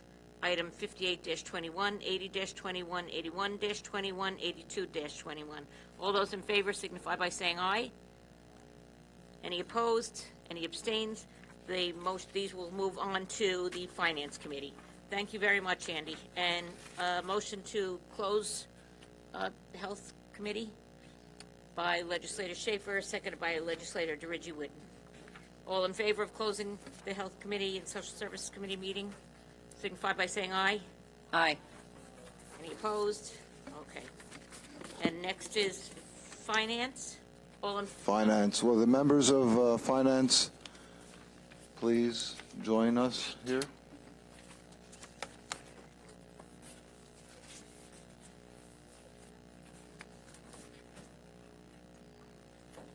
Where's Steve?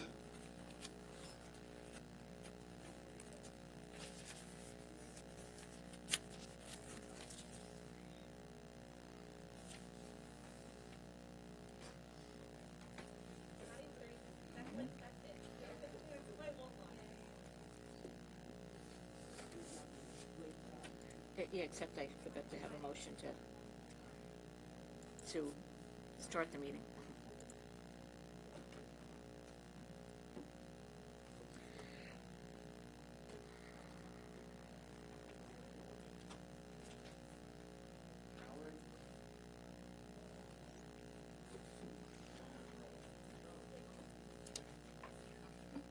Okay. Mike, would you be so kind as to call the roll? Thank you, Chairman. Finance Committee roll call. Legislator Joshua Lafazan. Here. Thank you. Legislator Arnold Drucker. Ranking Member Ellen Birnbaum. Here. Legislator Rosemarie Walker. Here. Legislator Thomas McKevitt. Here. Filling in for Vice Chairman Vincent Muscarella would be Stephen Rhodes. Legislator Rhodes. Thank you. Chairman Howard Coppell. I'm here. We have a quorum, sir. Thank you. All right. I think first we're going to call a number of items that have gone through other committees to which there's been unanimous consent. And I understand that those are consented to here as well. And those would be numbers 58, 21, 65, 67, 68, 70, 80, 81, 82, 83, and that'll do it. And for that, I have a motion by, let's see, by Mr. McKevitt, and that's seconded by, Ellen Birnbaum. All those in favor of those items signify by saying aye. Okay, thank you. Number 39 is an ordinance authorizing an amendment to the successor agreement with the Nassau Health Corporation, and that is a motion by Ms. Walker, seconded by Mr. Drucker. Anyone here on that item?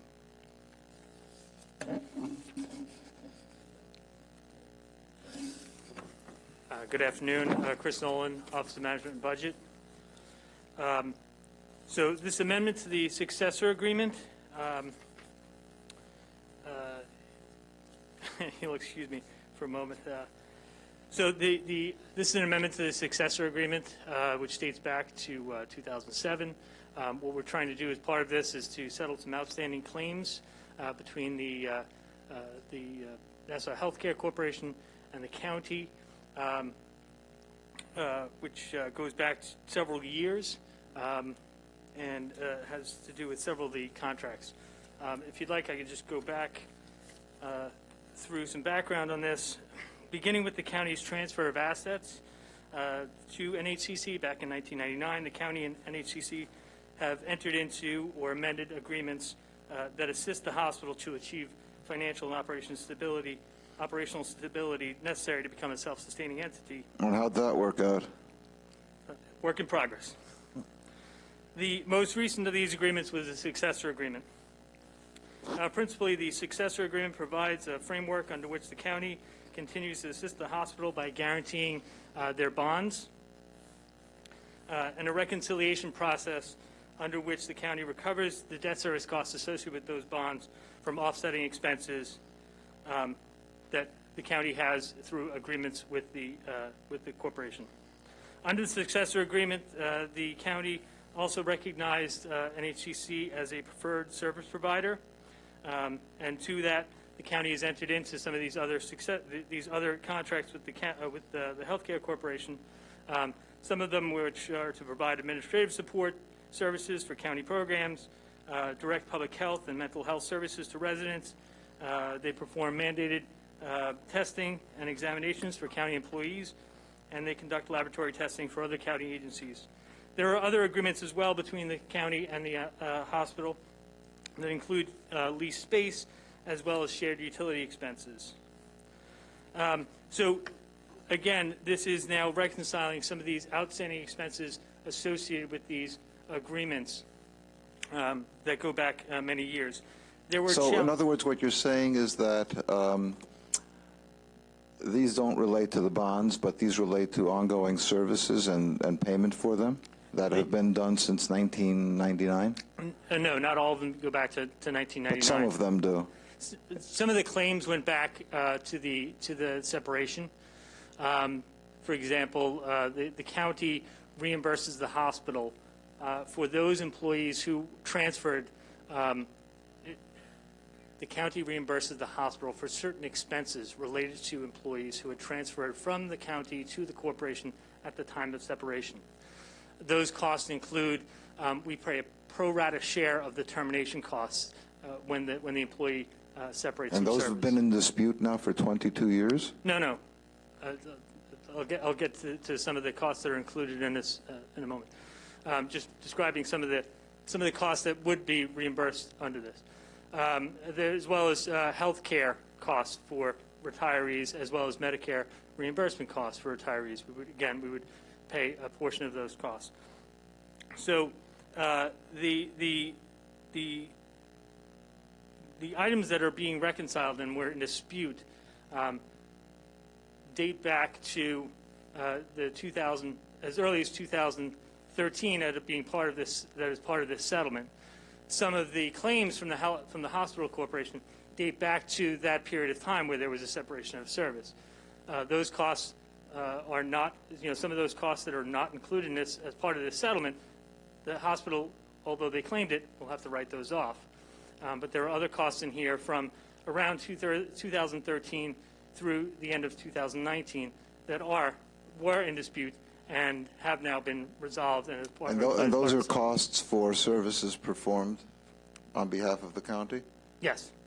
Okay. Or costs, again, that we are liable for under the successor agreement. So at this point, would it be fair to say that that pretty much all the claims have been resolved if this was to go through? It would settle all claims through December 31st of 2019. And as part of this amendment to the agreement now, we are tightening up deadlines to reconcile, say, for example, 2020, wherein the hospital would have to have all their claims in by the end of this month, and then we would go through a process of making sure that between the debt service that is outstanding and the services that are provided, we would reconcile those, and if there's a net positive to the hospital, we would make an additional payment by June of this year. So now you mentioned the debt service, and that's of interest, especially with the hospital being in the news lately, as undoubtedly you've seen. Yes.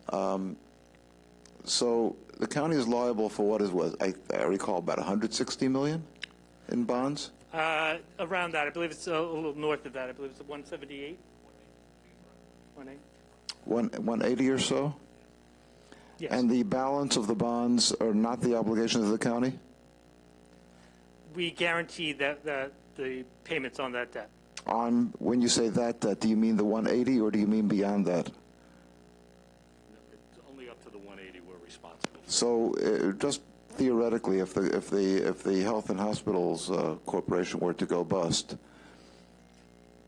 what happens to the additional debt?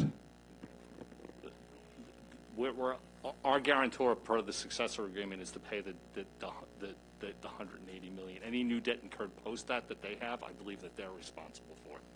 So it's not the county. We're not at risk for that. Okay. Now this relates to expenses as well as, you said, some of the debt.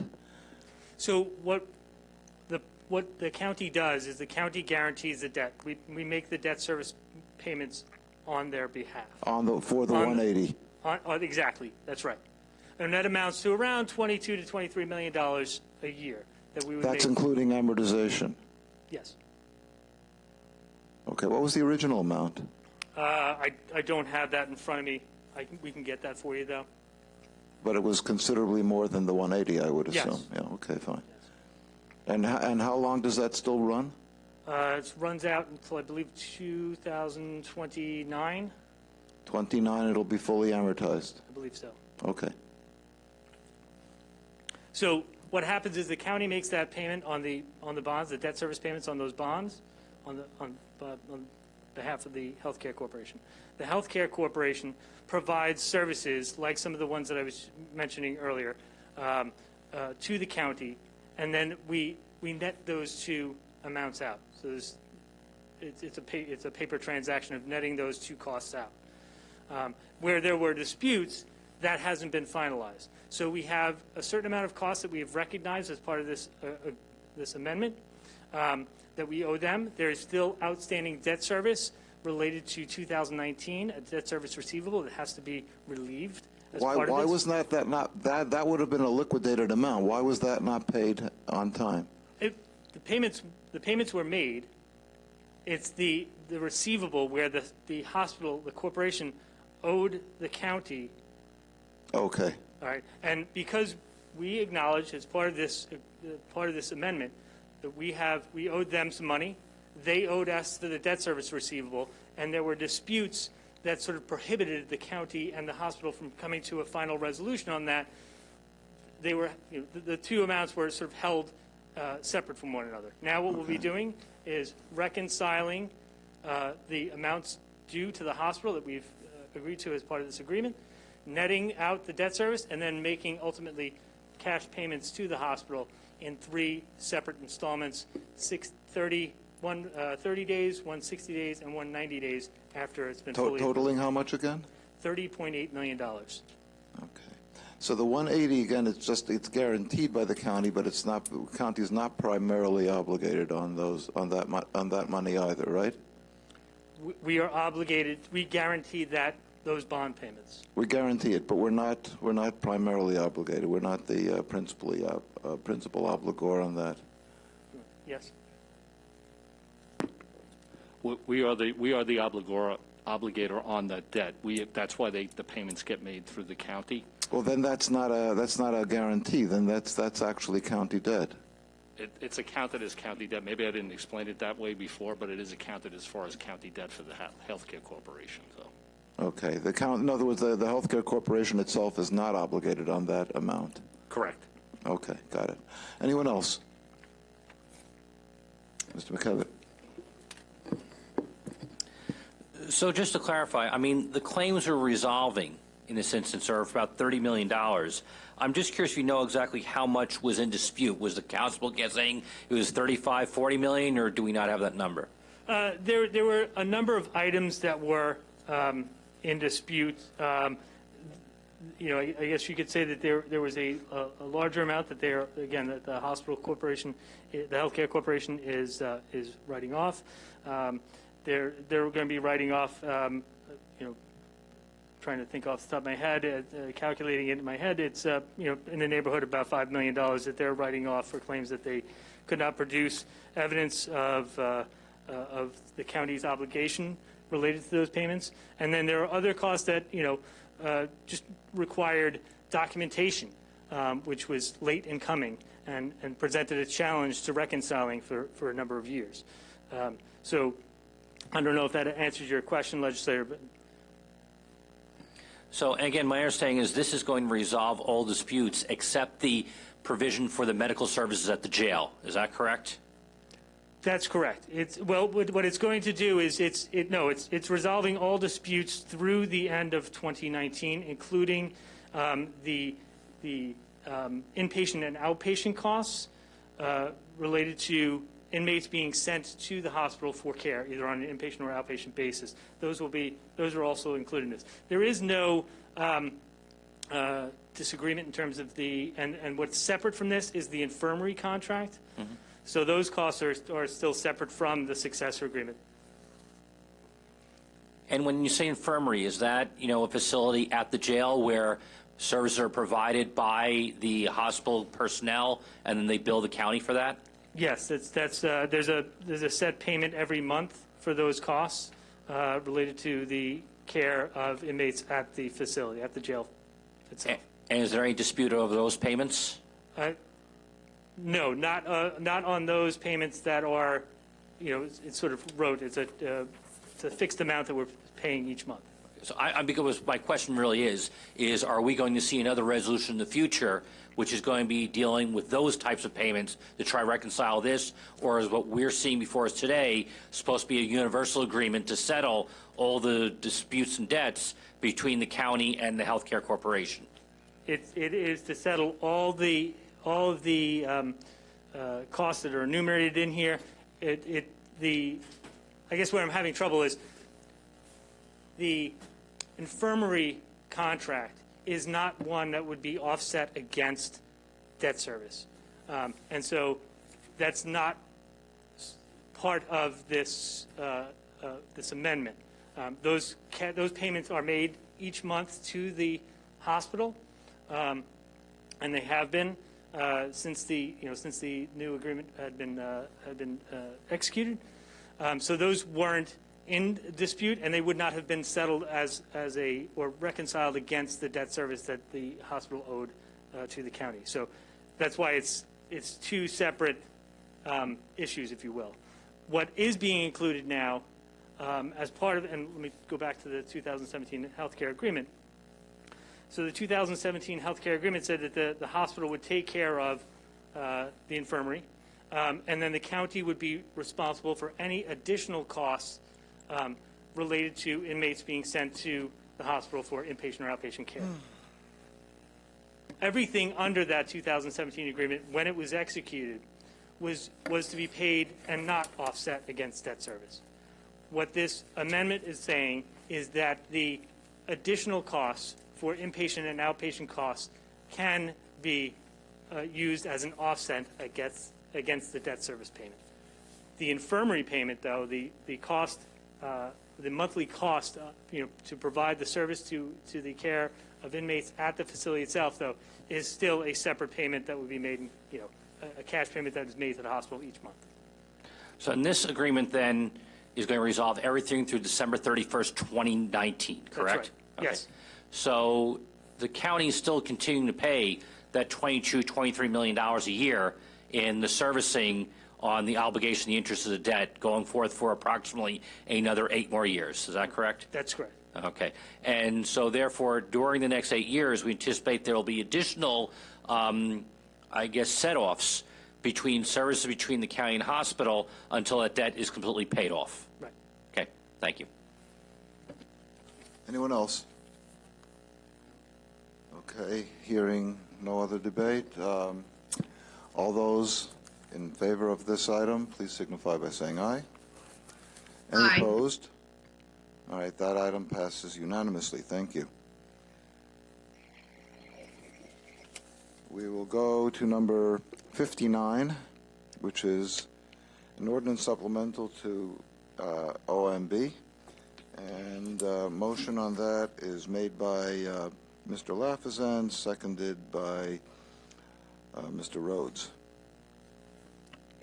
Good afternoon. Andy Persick, Office of Management and Budget. This item is a supplemental appropriation of $3,518,792.50. It's for the Harrell Herring grant issued by New York State ILS. It's an extension from an agreement dating back to 2018 for monies that can be distributed to the Legal Aid Society and the 18B division of the Bar Association. Fully funded by the state. Fully funded by the state. All right, thank you. Any questions? Okay, all those in favor of that item, please signify by saying aye. Any Aye. opposed? Okay, that item is unanimous. Thank you. Number 64. Let's see what we're doing. I'm going to have a motion on 64, and then I guess we're going to table it. Mr. McKevitt makes a motion on that, and Ms. Birnbaum seconds it. Now we have a motion to table by Ms. Walker, and it's going to be seconded by Mr. Drucker. All those in favor of tabling number 64, please say aye. Any Aye. opposed? All right, that is tabled. Number 66 is a resolution authorizing an amendment to a grant agreement for Parks Recreation and Onderdonk Landmark Society. And that motion is by Mr. McKevitt and is seconded by Mr. Lafazan. Anybody here from Parks? Yes, Tori Queso from the Parks Department.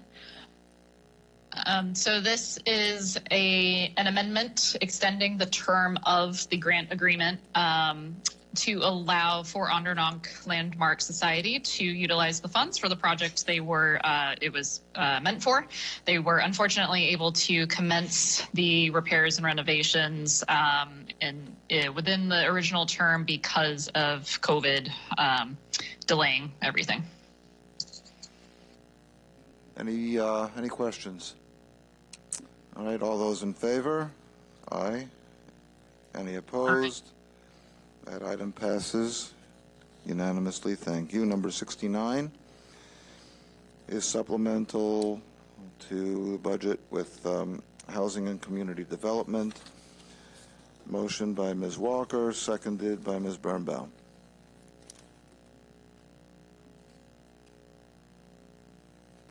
Good afternoon. My name is Zoila Ziegler. Could you speak up, please? I can't. Good afternoon. My name is Zoila Ziegler. I'm the fiscal advisor for the Office of Housing. This is our annual budget that we are requested to fund the 2,500 families that we help every year for Section 8, and we are 100% grant funded. Thank you. Any questions? All those in favor? Aye. Any opposed? Okay, that item is unanimous. Thank you.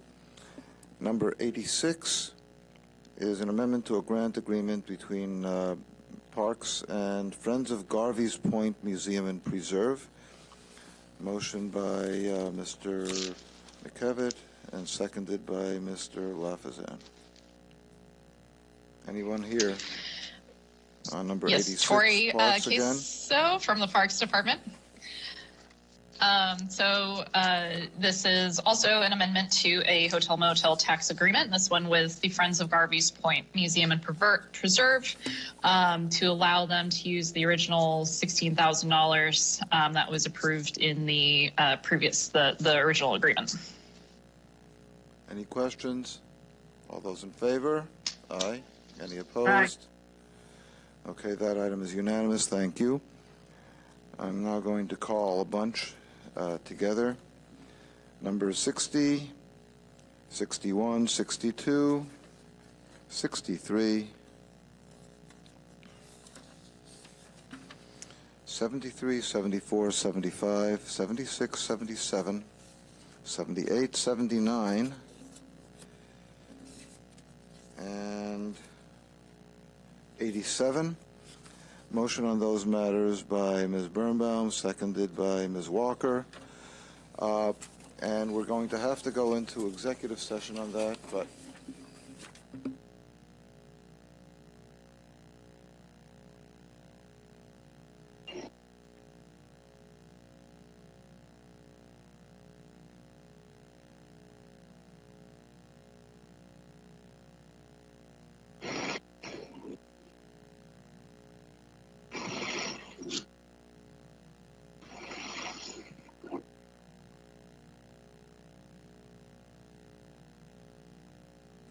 I'm going to take a motion to suspend the rules by Ms. Walker, seconded by Mr. Drucker. And before we go into this executive session, I'll call the one item on the addendum. So all those in favor of suspending the rules? Aye. Any opposed? Okay, now I'll call number 88, which is supplemental to the Office of Community Development. That motion is made by Ms. Birnbaum, seconded by Ms. Walker. Good afternoon. Kevin Crane, Office of Community Development. The item number 88 is a supplemental appropriation of $1,798,077.50. This is funding from the U.S. Department of the Treasury under the Emergency Rental Assistance Program. The funds may be used to pay for rent arrears, utility arrears, and limited rental assistance for residential renters impacted by the COVID-19 pandemic, subject to certain income limitations. The county intends to focus these funds on renters in Glen Cove and in Long Beach, as the three towns, Hempstead, North Hempstead, and Oyster Bay, have each received their own separate allocations from the U.S. Treasury. So the county's portion is limited to the two cities outside the towns. And the funds are budgeted. And the county has to fund those? Not that we don't have an allocation for those?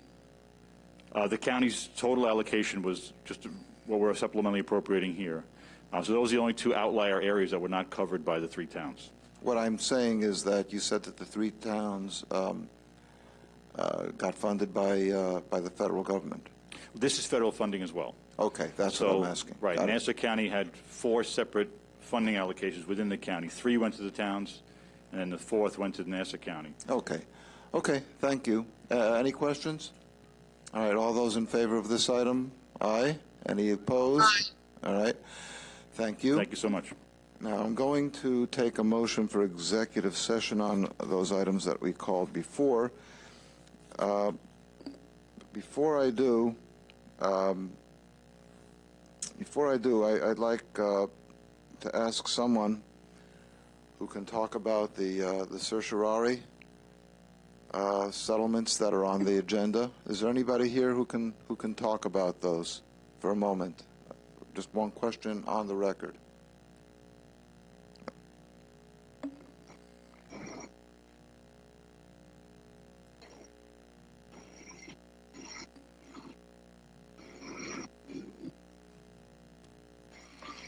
Lisa Locurdo from the County Attorney's Office is supposed to be presenting to you in executive session, so I'm guessing that's where she is at the moment. So she's not on this meeting. All right, that's fair enough. I'll ask it there, and we may ask her to jump on over here as well. Perfect. Okay. Did we do the motion for executive session? No. Okay. That's moved by Ms. Birnbaum and seconded by Mr. Drucker. All those in favor of going into executive session? Aye. Any opposed? All right. We're in executive session. Thank you.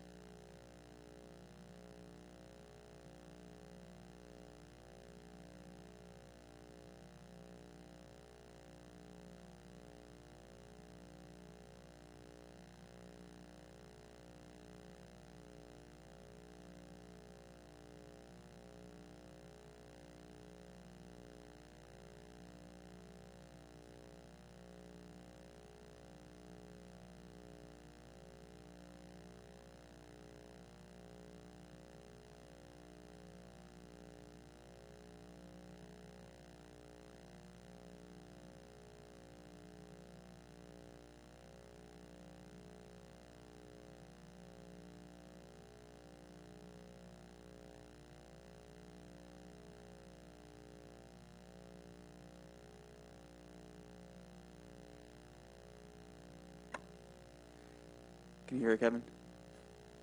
Keep going. I gotta keep going.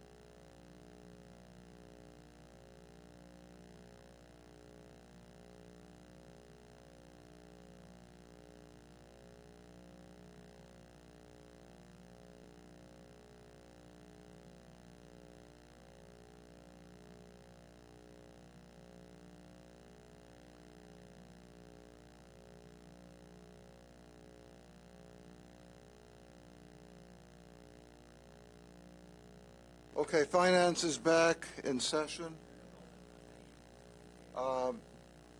Members of the minority, whoever's coming, is there anyone? Oh.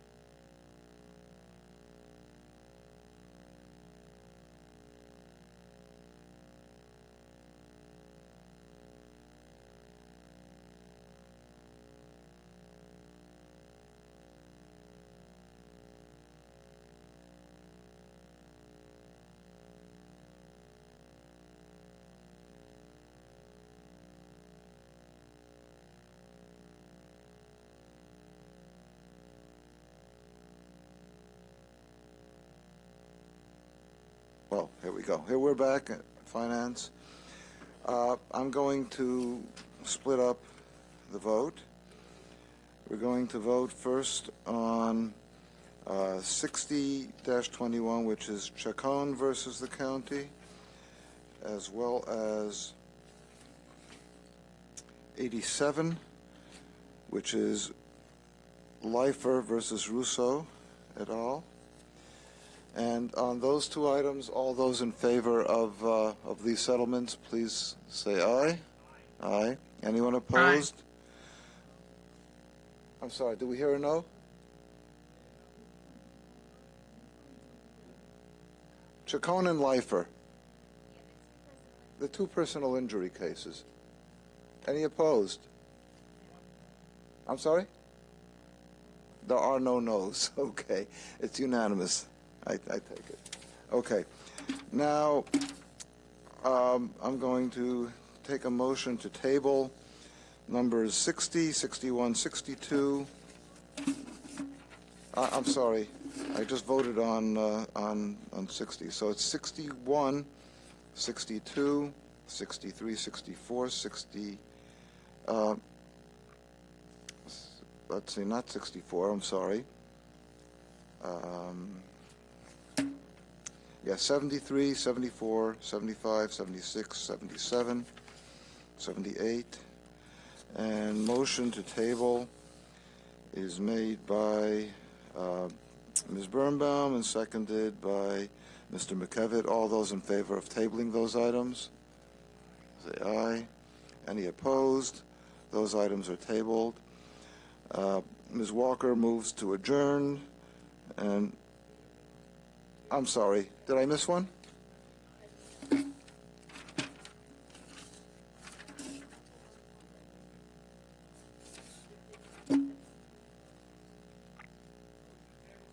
Motion to table 79 by Ms. Walker, seconded by Mr. Drucker. All those in favor of tabling 79?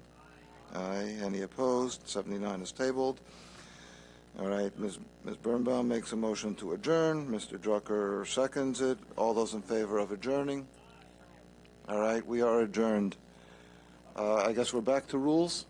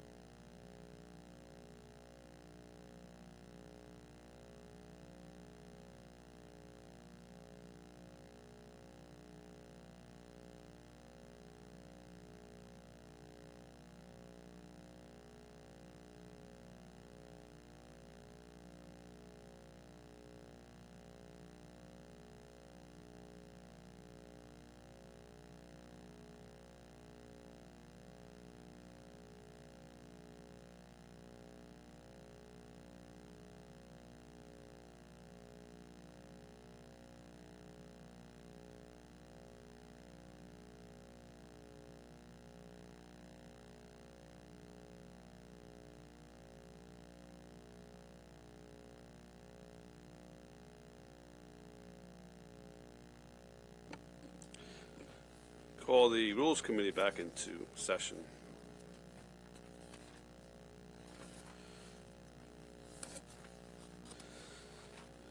All right, so we need a motion to suspend the rules by Legislator Schaefer, seconded by Deputy Presiding Officer Coppell. All in favor of suspending the rules signify by aye. Signify by saying aye.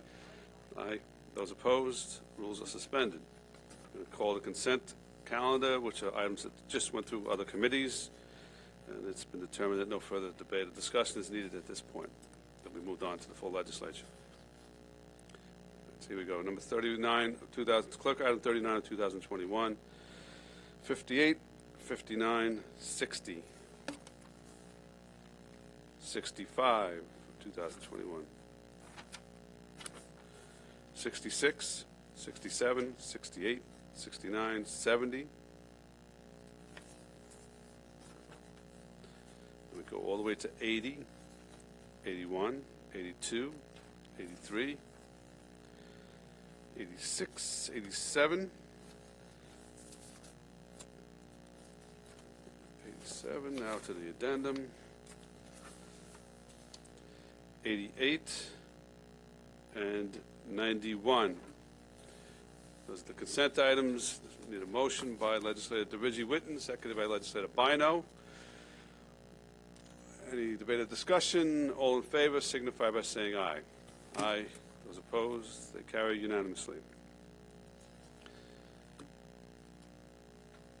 Item 55 of 2021 is a resolution to ceremonially designate a portion of the county road known as Uniondale Avenue between Nassau Road and Jerusalem Avenue in Uniondale as Catanese Way, and directing the Department of Public Works to install conspicuous signage along said roadway.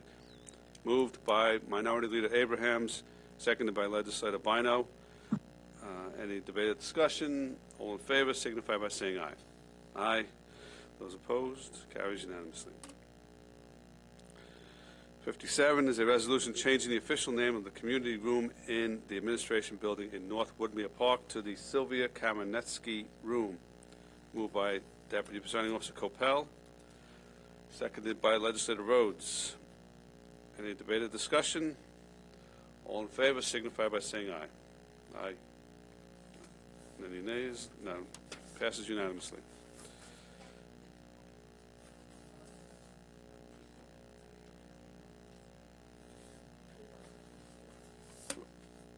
'64 is not being called. No. And we're jumping to 72. Presiding Officer, Yes. may I make a quick statement about 6421? Yes. Katie Horse from the administration. I know there's just been some confusion. I just wanted to clarify that the administration had hoped that today that 6421 would have passed with the understanding that changes would need to be made. We look forward to working with this body to make those changes and having an item passed as soon as possible. Okay. Thank you. We will be meeting next Monday at 2 p.m., the Rules Committee and the Public Safety Committee, to consider that item after the Commissioner said that changes were in the works.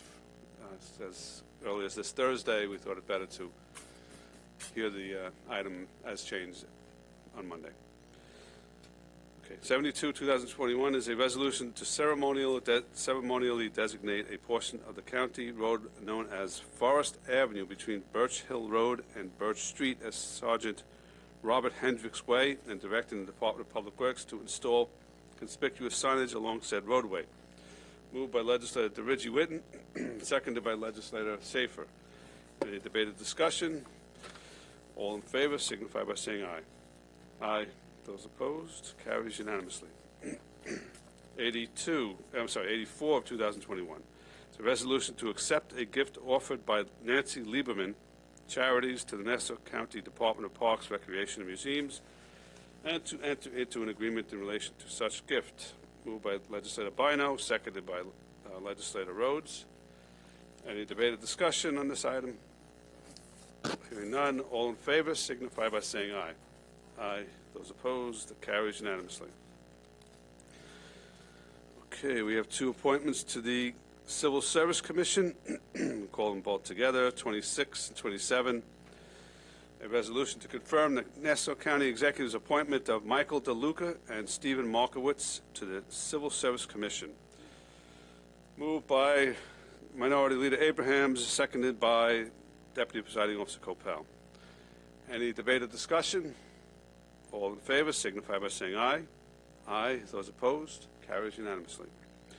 85 of 2021, a resolution confirming the appointment by the County Executive of David I. Levine as a judge of the District Court for the 10th Judicial District pursuant to Section 21D of Article 6 of the Constitution of the State of New York. Moved by Legislator DeRidge Whitten, seconded by Legislator Bino. Any debate or discussion? Hearing none. All in favor signify by saying aye. Aye. Those opposed, carries unanimously. 89 of 2021 is a resolution changing the name of the African American Museum of Nassau County, located in Hempstead, New York, to the Joycetta and Julius Pierce African American Museum of Nassau County. Moved by legislator Bino, seconded by legislator Rhodes. Any debate or discussion on this item? Hearing none, all in favor signify by saying aye. Passes unanimously. Item 90 of 2021 is a resolution to establish a memorial at Eisenhower Park to honor those that have lost their lives due to the COVID-19 pandemic. Moved by legislator Schaefer, seconded by legislator Coppell. Any debate or discussion? None. All in favor signify by saying aye. Aye. Those opposed, carries unanimously. Last item is 92, a local law to amend the county government law of Nassau County to expand disclosure requirements to permittees under use and occupancy permits for the county property. The legislature has before I do that, moved by legislator Rhodes, seconded by legislator Schaefer. The legislature has previously enacted laws regarding disclosures for individuals who enter into contracts with the county. However, there are individuals who reside on county property under a use and occupancy permit who, pursuant to the existing law, are not required to disclose such information, including things such as principals, lobbyists, and campaign contributions. This law changes that by creating new forms that must be completed by future and existing individuals on county property pursuant to a use and occupancy agreement. Okay. Essentially, this is in response to the use and occupancy permit regarding a residence located at the Sands Point Preserve. On the same date that it was considered by this legislature, a $20,000 contribution was made to the county executive. We were not aware of the contributions, and certainly would have been something that we would have, there was a history of contribution actually, that we certainly would have considered in the global sense of looking at the use and occupancy permit. So it is essentially a loophole, because there was a disclosure form submitted, but that was for the realty company that assists the county in placing these permittees. So just as every other vendor and entity that does business with the county has to disclose certain information pursuant to the reforms that we adopted several years ago, so rightly so, those who have use and occupancy permits should also disclose the same so that we have all the relevant information that we need. Does anyone else want to discuss this? Legislator Rhodes. Yeah, I think obviously it's an important piece of legislation, and we've been trying to increase transparency. It is a loophole, unfortunately, that was exposed in item 14620, which was considered by the legislature last month with regard to Sands Point and the Mills Floors property. It came to light shortly after our vote on that not only was there a $20,000 contribution made to the county executive's campaign on the day that the item was considered by the legislature, but in fact, it appears as though there had been approximately $119,000 in contributions that were made in the 4 years up until that point. So, that's something obviously the legislature should have known about at the time we were considering that, because obviously whether there's any correlation between the two, it certainly probably has to be checked, but I certainly have no idea whether there is. But that's certainly something we should have been. We would have asked about, certainly, if we had known about that at the time this was before us for consideration. And this legislation will afford us the opportunity to do that in the future. Correct. All right. Does anyone else want to add anything to this? Okay. Again, I mean, the whole concept and the whole purpose behind the reform legislation several years ago to require greater disclosures was to avoid conflicts, number one, and number two, to ensure that the legislature had full information about each and every vendor to make sure that there was nothing that we considered untoward. So again, this closes a loophole, and I mean, the fact that the contribution occurred the same day as the use and occupancy permit certainly should raise red flags, regardless of who is involved with this. So, Anyway, any further debate or discussion? Hearing none, all in favor signify by saying aye. Aye. Those opposed? That carries unanimously, and I need a motion to adjourn by Legislator Rhodes, seconded by Legislator Schaefer. All in favor of adjourning signify by saying aye. Aye. Those opposed? Carries unanimously.